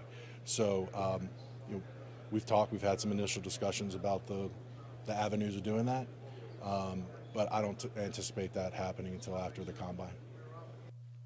Yeah, so that tells me they are, well, obviously he's at the combine now. I can't imagine he's going to be working on restructured contracts, or whoever he has working on restructured contracts, when he can't actually meet with the individuals. But I do think it's important that the Jets have these conversations about the quarterback with the quarterbacks, whether it be Derek Carr or the Packers about Aaron Rodgers, because if you can get a concrete decision on what's actually happening with the quarterback market, and you know who you could potentially bring in, I don't want to start renegotiations with any of our players until I have the most important position on the field locked up, because now that puts me in a position of power saying like, hey, you want to win a Super Bowl here? CJ Mosley, I want to restructure you. We want you to retire a Jet here. Let's go for a ring the next 2 years. Right. And let's bring back the linebackers that were with you this year. They're free agents. Let's use the money we restructured from you, bring them back. Let's go out and get some other guys. Maybe we restructure John Franklin Myers. You re-sign, whoever else. But it's interesting. It's really interesting. And I think they're waiting on that quarterback news before making any other moves, because they're going to save money if they get the quarterback. Well, right. And then, so which one are you getting? Now, I think, I still get the sneaking suspicion, man, that Rodgers is their guy. Now, right or wrong, like it or not, the reason that we're not moving in any, with Derek Carr, moving forward with Derek Carr, and it's like we haven't done the cuts like you're saying, they're going to see, is Rodgers really available? I do believe that they've had discussions. They can't say that they had discussions and all that stuff, but like he said, I had great conversations with numerous GMs. The Packers is one of them. Okay, I'm just going to tell you that right now. All right, there's no doubt in my mind. The Packers are one of the teams that they talk to. But they're going to find out if Rodgers is a legitimate option. They're going to find out, like, if he goes, they're going to move. That's what I think. If he comes out and says yes, then they're going to go for it. If he goes, I don't know, Mom, I need another 2 weeks, and I'm going to go. I wanted to mow a lawn with my face, and I want to see how that works. The lawn face theory. I'm a big scissor or nail clipper guy when it comes to the lawn. Yeah. No, it's interesting, right? Like I agree. I think Joe Douglas, if he has to wait for Aaron Rodgers, or if Aaron Rodgers drags his feet a little bit, there's no reason to wait. Like, I understand you wanting to get the best possible quarterback possible, but if you are not retaining your own free agents and you're losing some of the talent on the defense, that defeats the purpose of waiting for Rodgers and having the team all loaded in. If people think we're starting Zach friggin' Wilson because you think you might get Aaron Rodgers in months from now, that is dumb. Yeah, you got to pivot to Carr before free agency. Yeah, I agree. You got to know. You have to listen. You have to at least know. So it's It's March 13th, right? Negotiation period, right? March 13th to 15th, and the 15th is when you could actually start signing, actually inking, right? So by March 12th, you either know you have Aaron Rodgers, or you are aggressively trying to get Derek Carr. You do it before that before anyone else can get involved. And with you want to make sure that that's what you're doing. And if you miss out, then you pivot. But once you find out about Rodgers, dude, if it's no, you aggressively get to Carr, in my opinion, before free agency even starts. Completely agree. Richard Delgado dropped in with his 26-month member super chat. Says, what about Jared Goff? Jared Goff is under contract with the Lions. I would be absolutely stunned if they wound up letting him go in any capacity after the season he just had. He just put up, what was it, 4,400 yards, 29 touchdowns, 7 interceptions. That is impressive for them with a very, very young offense. His contract right now, they could move on from him. So he doesn't have any more guaranteed money. He does have a $5 million roster bonus as of March 16th, but his cap number is set to be $31 million, which is 13.7% of the overall salary cap. The Lions would save almost $21 million by cutting him. I would imagine at 29 years old, the GM that drafted Jared Goff that is now in Detroit is probably going to extend him after a 4,400-yard season with that team. I do not think he's going to be an option for the Jets. Wait, the GM that the GM that drafted Jared Goff is now the GM of the Lions. Oh, I didn't know that. Amazeballs. Right? When did he wait? Because look, admittedly, they traded for him. When they traded for him, it was the GM that drafted him traded Stafford to get the guy he drafted. Amazing. Maybe he was the VP of player personnel. Maybe it wasn't the GM. The GM now of the Lions is the guy that was on staff with the Rams. Yeah, I got to learn. I got to learn this right now. I got to know. That's fascinating, dude. I didn't know that. So Brad Holmes is his name, right? Mm-hmm. So let me see. Brad Holmes. Let's see when he let me look at his wiki real fast. Let's do this the quick way, right? Brad Holmes. So Wentz was drafted in 2016. Yeah, so he was 2021. He went to the Lions. So he was with the Rams until 2020, dude. He was the director of college scouting. From 13. Scouted. So, that's what he was. So he was the director of college scouting for the Rams when they drafted Goff. He went over to the Lions, got hired as the GM and the executive vice president, and went and brought Goff with him. Fantastic. I didn't know that was in there. I didn't know that connection. Oh yeah, Amazing. yeah. It was love interesting. My one buddy is a Lions fan. Jay, Let's Talk Lions. Make sure you head over to his YouTube channel. But he was the one that brought that to my attention last year, 2 years ago, and I was like, interesting. I would never have thought, like, that trade to me felt out of left field. Like I knew Stafford had met. I think they met down in like Cancun or something with the Rams. If is that what was going on, or they called him while they were on a retreat in Cancun. I don't remember the story exactly, but yeah, Jared Goff drafted by the same guy. Tony drops in, says Rodgers is an expensive wet dream. Get Carr. Yeah. It is. Well, that's just it. Like, I mean, it's a wet dream right now, but what if you wake up and all of a sudden you're in heaven? You're actually with what you were thinking about in your wet dream. You wake up, you roll over, and all of a sudden you're glancing at Aaron Rodgers and, the dead fish or whatever the fuck he's got in his... he's been seeing that weird dark figure in the darkness. Hey, look. Did you see the dark retreat? I put it in my if you guys want to see what the dark retreat looks like, it's in this week's podcast on my channel. But yeah, I actually looked at, like, they go inside the room and they did a whole thing, and like you actually could see it. Did you take a minute and look at that, Ryan? I saw you put it up. I did not watch the entire thing though. I cool. glanced over it and I was like, oh, that's cool. I gotta go back to it. I didn't. Yeah, no, it's just it's worth taking a look at. I mean, we're all interested. I mean, what does it look like in there, But yeah, anyway, I just wanted to see if you checked it out. I was fascinated by it. It's really interesting to me. I might do cool. it. I like the mental health side of things. I think that's the interesting part for me, because I'll be honest, it sounded really fucking weird the first time I heard it. I was like, what? This guy's gonna sit in the dark for 4 hours, like 4 days? Yeah. And then I'm like, as I started hearing about stuff throughout the week, I'm like, you know what? If it gets him in the right mental headspace, and life is fucking hard, and whatever you got to do as a person to get by, whatever. You gotta sit in the darkness for 4 days because it clears your mind. You're gonna live a better life because of it.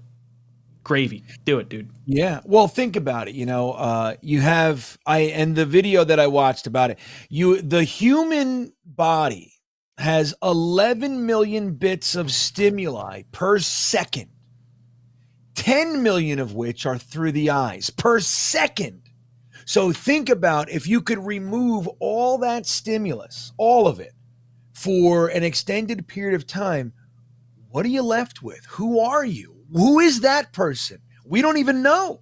I got all little computer. That's what I'm doing now. And I'm like, I can't even, I can't take a second without some sort of stimulus. So what does it look like? And that's interesting, man. Like I said, I wanted to do silent retreats, but anyway, this is, while I'm not ready to do something like this, it's definitely attractive to me on some level because of that, like shutting out the world and actually being with yourself. It's amazing. Completely agree. I saw, where did this question come in? Southern Jet drops in with a question. See, someone paid attention. Someone paid attention to the channel guidelines. I added a little channel guidelines. You added a little Q with the colon if I run out of super chats or something like that. There's a question in there. I might get to it. Southern Jet says, if we sign Rodgers, Carr or Jimmy, that means teams D can't stack the box much. So where do you see the biggest beneficiary offensive scheme-wise of more so that's where you see more open field to maneuver in. So what's the biggest benefit to having a quarterback is I think what the gist of that question is. Look, you have a quarterback on the field. It changes a lot of what you do, especially a quarterback potentially like Rodgers that gets you 45 and 7 or something like that with touchdowns and interceptions, or even Carr 25 touchdowns and 10 interceptions. Regardless, we have not had over 10 touchdowns from our starting quarterback in over 3 years. So for me, I think there's going to be a huge benefit. You're going to have we saw it at the beginning part of this season, actually, with this defense getting leads on teams, not necessarily because we were a really good team, but because we were facing some backup quarterbacks. We did have some skill, in some of that and whatnot, but we saw the impact of what playing with a lead can do with the skill sets that we've brought in. You've brought in a lot of money in terms of draft capital and financial payments to the defensive line. You brought in a ton of financial commitment to the secondary. So how do you take advantage of that? You pass rush and you take advantage of the pressure on the quarterback by intercepting the ball. And when teams are taking the lead to us and now they have to run the ball and run the clock out, now we are not playing to our strength. And you started to see that after the bye week when we could not generate any offense and teams just kind of ran on us and we had nothing to do. The defense just sat back, and I think they got gassed by the end of the year. Not totally, but I do think that playing with a lead will help the defensive side of the ball. At the same time, it's going to help Breece Hall and the running backs. Now, imagine having a quarterback that can bomb it over the top and you have faith that this guy's actually going to complete a pass. Like that type of pressure, we haven't had that quarterback on this team since Brett Favre. Yeah, I mean, Ryan Fitzpatrick did some of that in 2015, but when you really look back, Ryan Fitzpatrick didn't have a great year. Brandon Marshall was ridiculous that year. The catches he was making, because you're so right, dude. Like having that confidence, like sure, every quarterback we've had has completed deep stuff. Sam Tarabi, McCown, like everybody can do it. But knowing that your quarterback, when he does it, when Garrett Wilson's got 2 steps on his cornerback streaking down the sideline or over the middle on a post, dude, that's money. My quarterback's hitting him. And we haven't seen that, dude. It's just crazy. And now I think, to be fair and completely honest, I think Rodgers, Carr, and Jimmy G all give you that. So that's the thing. It all depends on which way we go. But having that, you're so right, dude, because then like Breece Hall, Michael Carter, Bam Knight, those guys, what they can now do without 8, 9. Dude, there were games at the end, they had 9 of their 11 players keyed on the run, stacking the box. How the hell are you supposed to run like that? And our line is decimatedly injured. So it's like, while they did a decent job considering, we didn't have the O-line to like be able to blow through that madness because they've said, dude, we don't give a shit. Zach Wilson, we have zero fear of Zach Wilson, and they showed it. And if we have a quarterback that can actually make them pay, Breece Hall's going to light it up, baby. And that's what we're looking for. Dude, imagine a play action pass.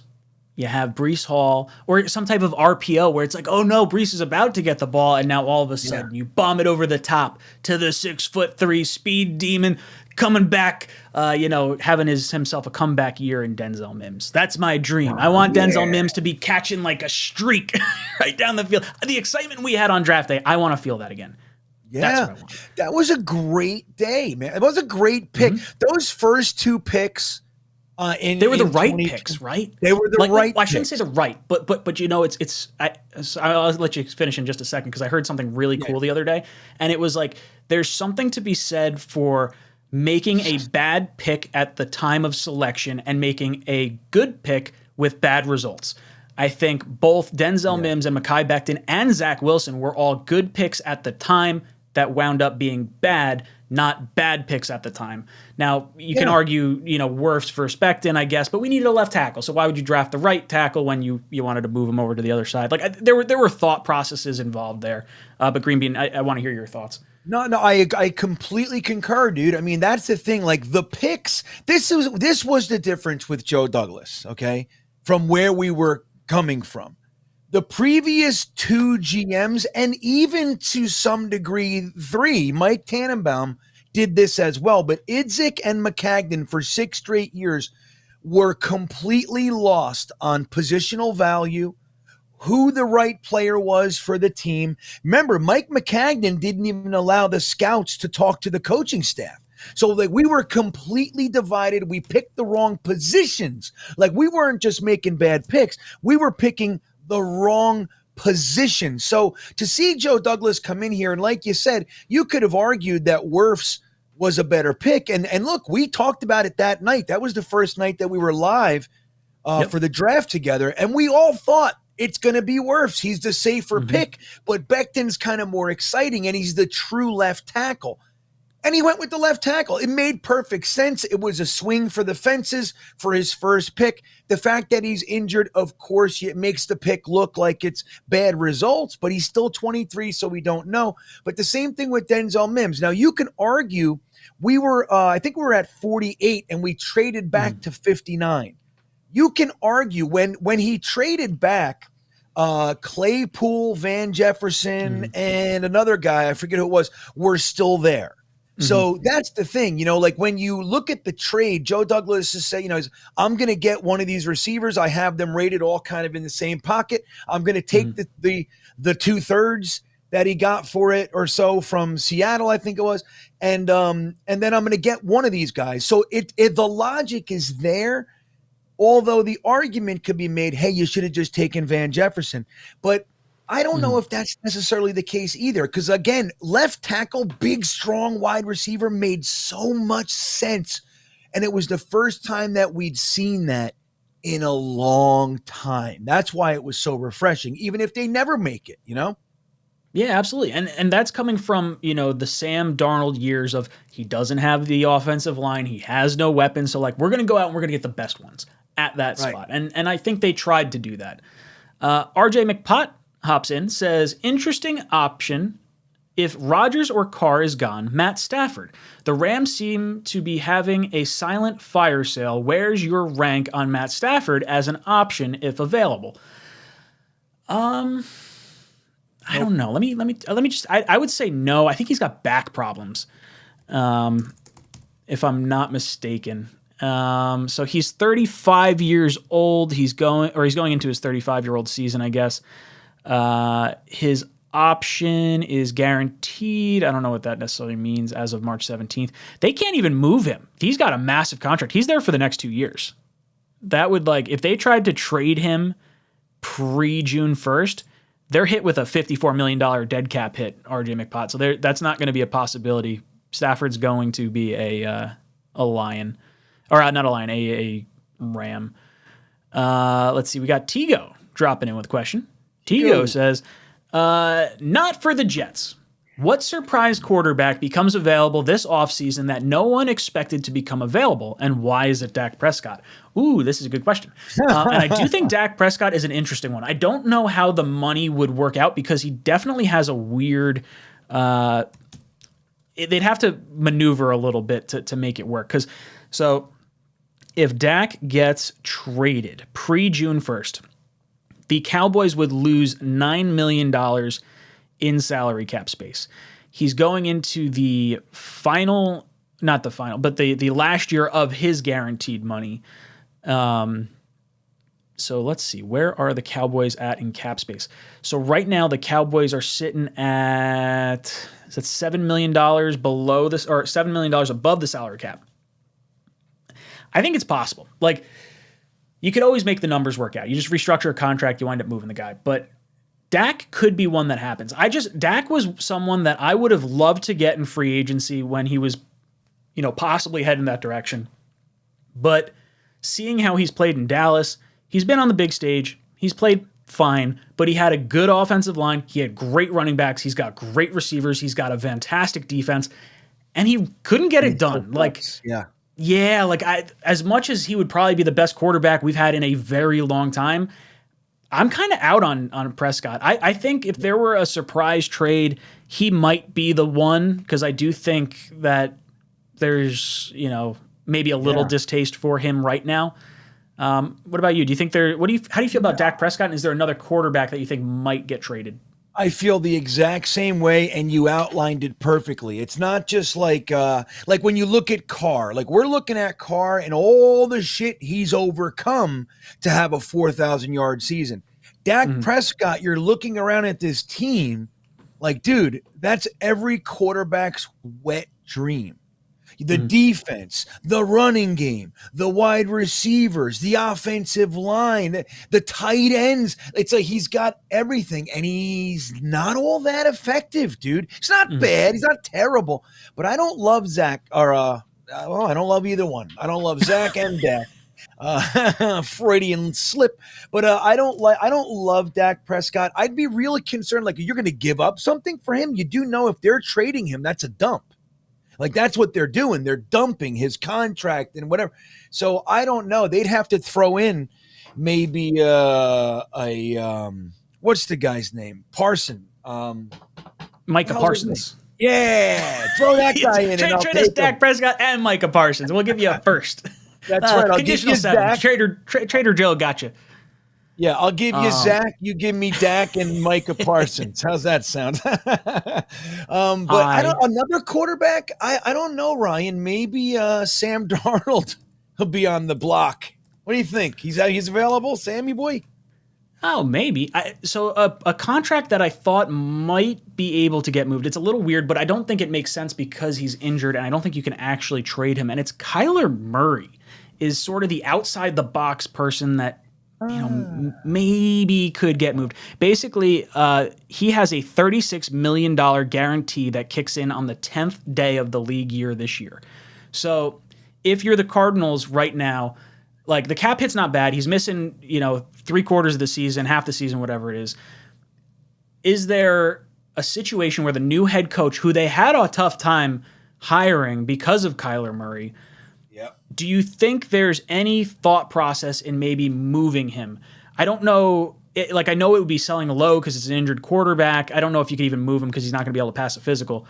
But if the Cardinals think he's not the guy, rather than waiting until after next season when it becomes financially reasonable to move on from him, would they rather take the dead cap hit this year, bottom out this year when he's not going to be on the field this year, than maybe moving him next year and wasting 2 years potentially?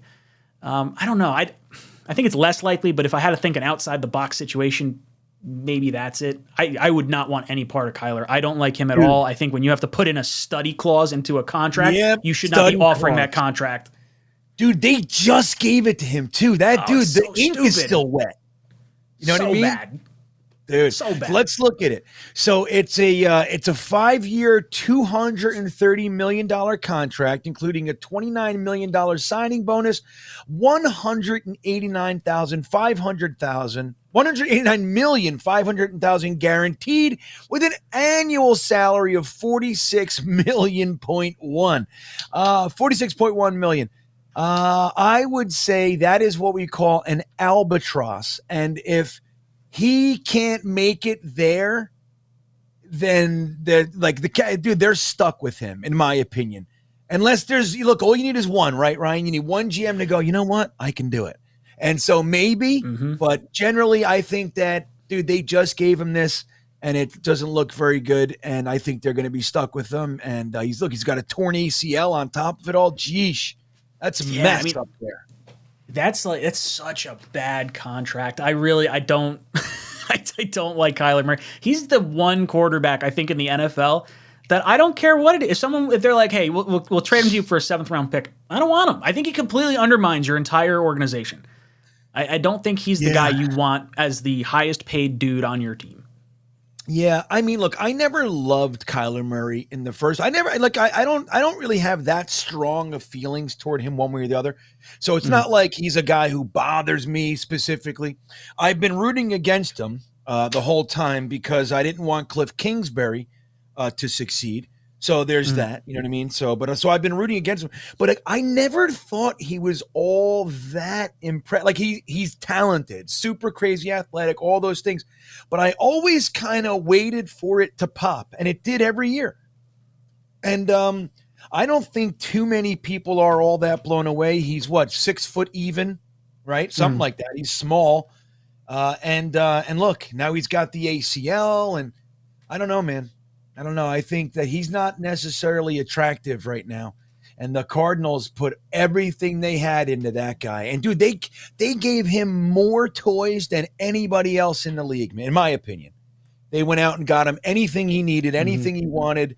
And they got Zach Ertz. They got DeAndre Hopkins. They go out and get – they drafted wide receivers every year, you know? Yep. They surrounded him. I think it's a bad contract. Boys and girls, drop a like. For every 25 likes we get, we're going to pick a T-shirt qualifier in just a few minutes here. We're almost at the end of our stream. And if you want to get into next week's T-shirt giveaway and you're watching this after the fact or listening to it after the fact, all you got to do is leave a comment down below this video and get entered into next week's T-shirt giveaway. Ibrahima John comes in, says, could the Jets afford to pay Lamar Jackson like in a trade, like 3 firsts and Zach Wilson and a third in 2025? Thoughts? The Jets could pay Lamar Jackson. I think we can get any quarterback we want. We just don't have a ton of money tied up in future years at this point.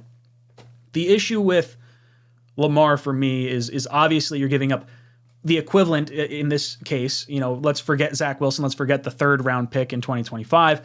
3 first-round picks. That's 15 combined years of dirt cheap, like really talented player in the NFL.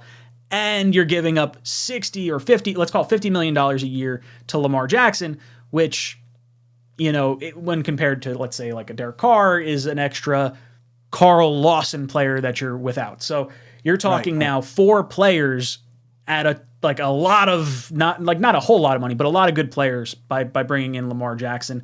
I wouldn't do it specifically because I think the Ravens are a really good organization, and if they're passing on Lamar, there's a reason. That's it, man. I think it speaks volumes, dude.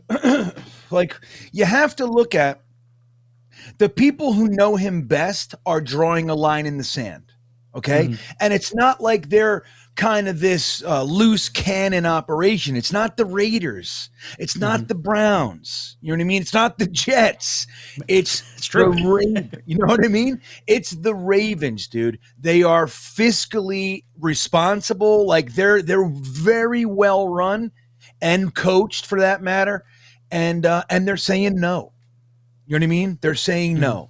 So why would some shitbox organization go in there and when you look around the league, the Kyler Murray, the Deshaun Watson, the Russell Wilson, and they all look like they might not be worth it, at least their early returns.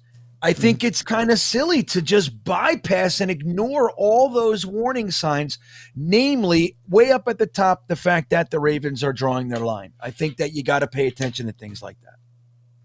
Rich Vitale drops in and says, the 1 year that Carr had a top 20 defense, he had 12 wins.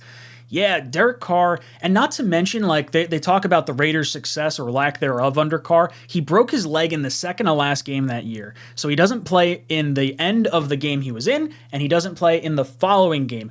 The Raiders ended up tying with the Kansas City Chiefs that year. They lost the tiebreaker because they lost the final game of the season because they didn't have their starting quarterback. The Chiefs then got the first round bye, ended up beating, I think it was the Steelers by like a point or 2, and Derek Carr was considered the 3rd place person for MVP that season. So if you're telling me Derek Carr gets into the playoffs, I think against that potential Steelers team, if that's the case, if you figure, it's just flip-flopped, seating-wise, I think they wind up winning that game, and you're talking about Derek Carr being in an AFC championship game against Tom Brady to try and get to the Super Bowl against the Atlanta Falcons. And I think we're having a slightly different conversation about Derek Carr now. So 12 wins with a top 20 defense and Derek Carr, I think we can absolutely, win a Super Bowl with Derek Carr. I think he's every bit as good as an Eli Manning, as a Nick Foles, as a Matt Ryan, and if the NFL is in any given Sunday league, that's all you need. Yeah, I completely agree. And in my opinion, he's better than some of those guys, than Eli Manning, with all due respect. But I think Derek Carr is actually better than these guys. Look, like was said, the 1 year he had a top 20 defense, top 20, not top 5. And let me just remind you, when we say top 20, we mean 20, not top 20 meaning 17th. The 20th, that's the best defense Derek Carr has ever had is 20th, okay? 19 defenses were still better. Imagine what he can do with not only Garrett Wilson, Breece Hall, and all the rest, but with a top 5 defense that actually doesn't blow the leads that he's built. Again, the big one for this year is the Raiders were 3-5 in games that they led by 2 touchdowns or more. Some of those were 3 touchdowns. Some of those were 17 points. So Derek Carr got them into a position where they were up by 2 touchdowns and the defense couldn't hold it. So anyway, I think it's a really great point. And you're right, man. He's perfectly good enough to have those really great games. He's been in MVP conversations. He's been to the Pro Bowl. And, again, you put him on this team, and I think he's more than adequate for what we're trying to do. I don't think it's like I don't think he's a poor man's anything. I think he's a top quarterback in the NFL. Arizona Jet drops and says, "Can I go live with you guys? You can call into my Monday call-in show, and we'll talk some ball there. But this one is just for Green Bean and I." As Arizona Jet, call into the Talkin' Jets, or call into the call-in show on Mondays. We'll talk some ball there. All right, we have. Who's Arizona Jet? Do I know Arizona Jet? Who's that? I have not met Arizona Jet, so I'll have to look it up. Huh. Hey, what's up? But call in. Anyone can call in, but sure, I'll talk some ball with you. So we've kind of hit the end of our show here. Green Bean, how you looking on? I'm ready. On Let me do one qualifiers? more. I'll do one you more. do- Yeah, what do we got here? We got You do that. 267 weeks. Okay, I'm on it. And then Hey, I'll go. Last call, guys. If you haven't hit the like button, go ahead and hit it now. For every 25, I'm going to pull another qualifier for the free T-shirt. If you do it right now, I'll count it, but we only got like another minute, and then we're going to shut it down. So what I'll do is I'll read off 5 people from last week's stream. So while you guys are hitting the like button and we're looking for some more qualifiers, I'm going to rattle these off for Green Bean. Let's see. Let's go Chop Liver. All right, wait, hold on. I'm getting back to the winner list. Okay, there is it. There it is. Did you say chopped liver? Chopped Liver. Oh, come on. That guy's got to win. Let's go Mojo Jets. Mojo Jets. Okay. Let's do. I don't know if you've seen this guy in your comments at all. Maximum Flatulence. Everything he comments on my channel is some sort of fart related comment. Oh, yeah. Staying on theme. Oh yeah, he's consistent. There you go. Counts for something. Let's go Up for Debate with Scoop. Okay. And let's go Rich Vitale. Rich Vitale sent in a super chat, and he was also commenting on last week's stream. Yeah. Did he get in here too? I have Rich Vitale. You want to put him in twice? Yeah, we'll put him in twice. Let's put him in twice. Yeah, because he commented on the thing too. Why not? Right. Sure. Rich Vitale, you're breaking the mold here. We've never done this. We're putting you in twice, buddy. Joe S. coming in on the chat here. I like it. Arizona Jet drops in again, says, "I've been a fan since 2006. Love the pods, guys." Dude, 2006 was a solid year. Solid draft. That was the year with Mangold and Brick. That was after a not so solid season. That was when not so solid. We had that was the year after the Nugent draft. That was well, that was when we traded Herm Edwards to the Chiefs and stole Mangini from the Patriots, which pissed Bill Belichick off, which Mangini busted him for Spygate. It started a whole chain reaction there, man. That was an interesting year, 2006. Oh, yeah. You have those written down. I want to get your thoughts real quick on this. I'm going to end the poll question. We have 545 votes on the poll question. Which would you prefer, Carr at $40 million per year for 5 years, or Rodgers for a second and a conditional first? It's 57% Carr, 42% Rodgers. If that were to be how it shook out, as far as a second and a first for Rodgers, or a second and a conditional first for Rodgers, or 5 years at Carr with $40 million, which would you prefer, Green Bean? That's pretty close, 57 to 42. Look, I want to make sure that I say it again. I'm of the thought process that Aaron Rodgers is the better quarterback, right? So I don't think that there's too much to talk about there. But again, there's lots of other variables in here. And if Derek Carr is good enough to win, then those other variables come into play. I would probably go with Carr for $40 million per year for 5 years, keep my draft picks and all that jazz. rather than give up a second and maybe a first or whatever, and the extra cash. What is he? 45 million. You know better than I do what Rodgers' money is, but there's lots of Rodgers. It's like 15 million this year. I think it's 32 next year, and then it's like 60 million the year after that, as far as like a dead cap hit. So you're getting the brunt of like all that, but you're going for a win these next 2 years. I would go for Aaron Rodgers if it was a second round pick and a conditional one, because I'd imagine the conditional one would be tied to like him coming back. Like as long as he says before the draft that like, hey, I'm going to play football, we'll do that. Or maybe we get to the Super Bowl this year and it turns into a conditional first. Totally fine with that as well. I'll give up a first all day if it means the Jets are in the Super Bowl. I like Derek Carr a lot. I think there's enough maybe. I wouldn't be upset if they signed Derek Carr for 5 years, $40 million a year, because I think it's possible that could be what ultimately gets done anyway. But given the two options, I like the second round pick for Rodgers, and then hopefully maybe it makes 10 years of Zach. I don't know. I don't want to overblow the personality of Carr to the point where I deny a Hall of Fame quarterback in Aaron Rodgers. No, I'm with you. That's sort of where I'm at. I just, you know what? Here's the thing. It's like, so there's all the things we talked about, draft picks, potential personality conflicts. Like Joe Klecko came out this week and said he sees Aaron Rodgers as a potential like bomb, just dropping a bomb on a really tight group, good character team.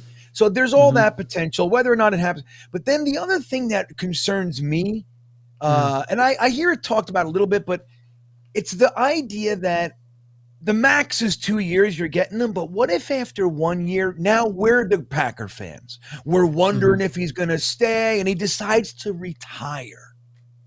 So we get this 1 year. If it's not a Super Bowl, then it's for nothing. Like, I'm concerned about that. Like, I think there's value to the idea that you get a top 10 quarterback, arguably, for 5-6 years, and maybe he plays for 10 more and you sign him again and you have your guy for the next decade, rather than like kind of shooting your wad for that one big swing. I don't know. It scares me a little bit. So that's also in my thought process. So I want to just get into Aaron Rodgers' contract real quick. In the event he were to retire next offseason, like it was a let's say we get to after the Super Bowl and he's like, oh, okay, I'm done, or I'm not sure what I'm going to do. We're going to need a decision or he'd have to at least move his option. He has a February 10th option where he's going to get another, it's like $40 million or something like that, $30 million. The Jets would be hit with a $45 million dead cap hit as opposed to the $60 million dead cap hit the following year. So it's weird because there's another option bonus in there. So it's not quite as detrimental as I otherwise would have thought. But I think at that point, if he wants to retire next year, you'd ask him to move his option to June 3rd and then have him retire June 2nd. And then it would, you'd split it over 2 years. So maybe it's 20 million dead cap for 2 years in 2024 and 2025, as opposed to the $60 million dead cap hit in 2025. It's interesting. Yeah, it's a little odd. It's messy. No, but Ryan, real quick, can't they just renegotiate with him, though? Can we just say, hey, screw that contract. Well, for the next 2 years or whatever, we're going to make it this. Sure. Can't we just do that?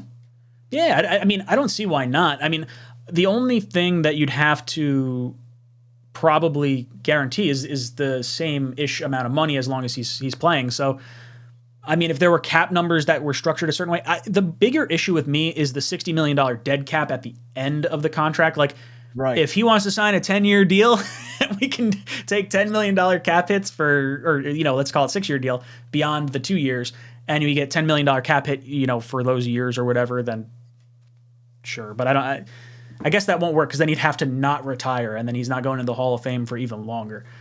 So I don't know. Yeah.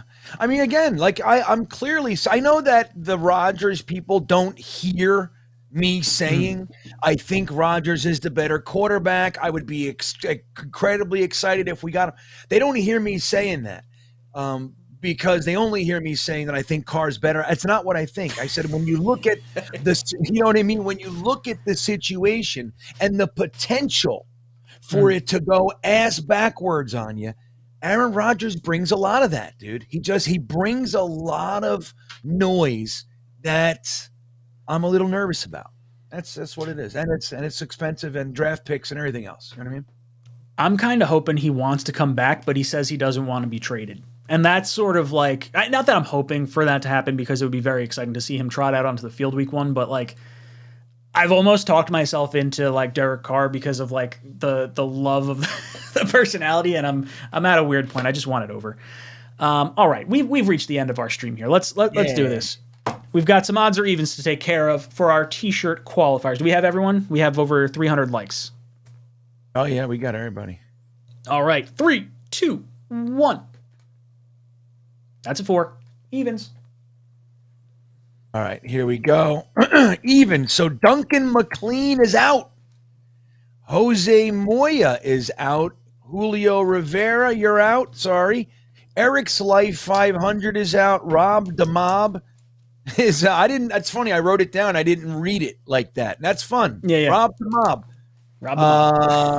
Mojo Jets, you're out. Up for debate with Scoop is out. And Joe S., the Aaron Rodgers loving fool he is out. Okay, sorry, Joe. We're ready. All right, 3, 2, 1. That's a 7. It's an odd. I'm going to have to do this when What? Shay is old enough to stay up this late. We're going to do odds or evens, or maybe we'll do it early a day. Okay, 7. Is that an odd or an even? I'm having right. trouble. Well, that's right, man. Right? School all over the place. Always learning. Always learning. Jin Pak, you're out. It's Snoopy is gone. Rich Vitale, one of yours is gone. Chopped liver is out. Oh, and the other Rich Vitale is out. Sorry, Rich. Both of them Clear are gone. the stage. How many we got left? Yeah. 1, 2, 4. 4. Okay, 3, 2, 1. That's a 3. Thumb counts. 3. Okay. Oh, nope. Hennessy, you're out. And Adam S. is out. We're down to Rico the Pup and Maximum Flatulence. Ooh, first number in the chat after Phil's priceless comment, plus whatever we throw up. 3, 2, 1. We got a 6. A 6 plus a 4 is a 10. It's an even number. Who we got as the winner? Rico the Pup is the winner of the t-shirt tonight. He's not in here now, but Rico the Pup, you win. I love it. Rico the Pup, reach out to me on, hit me up at jetstalk247@gmail.com. I'll get your shipping information. I'll let you pick out a shirt and I'll ship it out to you. But thank you so much for hanging out with us and winning that shirt. But we've hit the end of our stream tonight. And I want to toss it over to Green Bean to give us his closing thoughts. I just want to make sure everybody understands that Derek Carr is a better quarterback than Aaron Rodgers, okay? It's very, very important that we also understand that nothing has happened yet. The fact that we're tired is on us. Nothing has happened. So we just got to remember that going in. We're going to do it right. Joe Douglas is going to do it right. We're going to get the right guy. Guys, we're going to hang out in 15 minutes over at Green Bean Jets Fan on YouTube. We're going to do the After Hours Jets Fest tonight, cut it up for a little bit. Maybe I'll have Ryan on as a guest. We're just going to keep this party rolling. Mutt Files drops in with a last-second super chat, says, no matter who we get at quarterback, we are going to the Super Bowl. This roster is too talented to not be in the dance. Carr, Rodgers, Lamar, Jimmy G, Herbert, doesn't matter. The New York Jets will be Super Bowl dubs. Mutt Files, I love it. Your lips, God's ears. That's right. Well said, Mutt Viles. Well said. Good stuff, boys and girls. Yeah, so we're going to meet over there in a little bit, Ryan. I love it. Make sure you head over to Green Bean Jets Fan. Check out the After Hours Jets Fest over there. But thank you guys so much. We'll be here next week, 8 o'clock to 10 o'clock. We'll have our buddy O'Leary with us as well. This is Jets Talk signing off. JETS. I think every single person in this locker room is a competitor at the highest level. So, yeah, when you feel as if your backs are against the wall, you never have to feel like you got to do it by yourself. Unbelievable throw. Under pressure. Sacked by Quinnen Williams. Right sideline, Uzomah's got it. You look to your left and your right, you got guys out there with you that our whole point is to help each other. This one to Mims.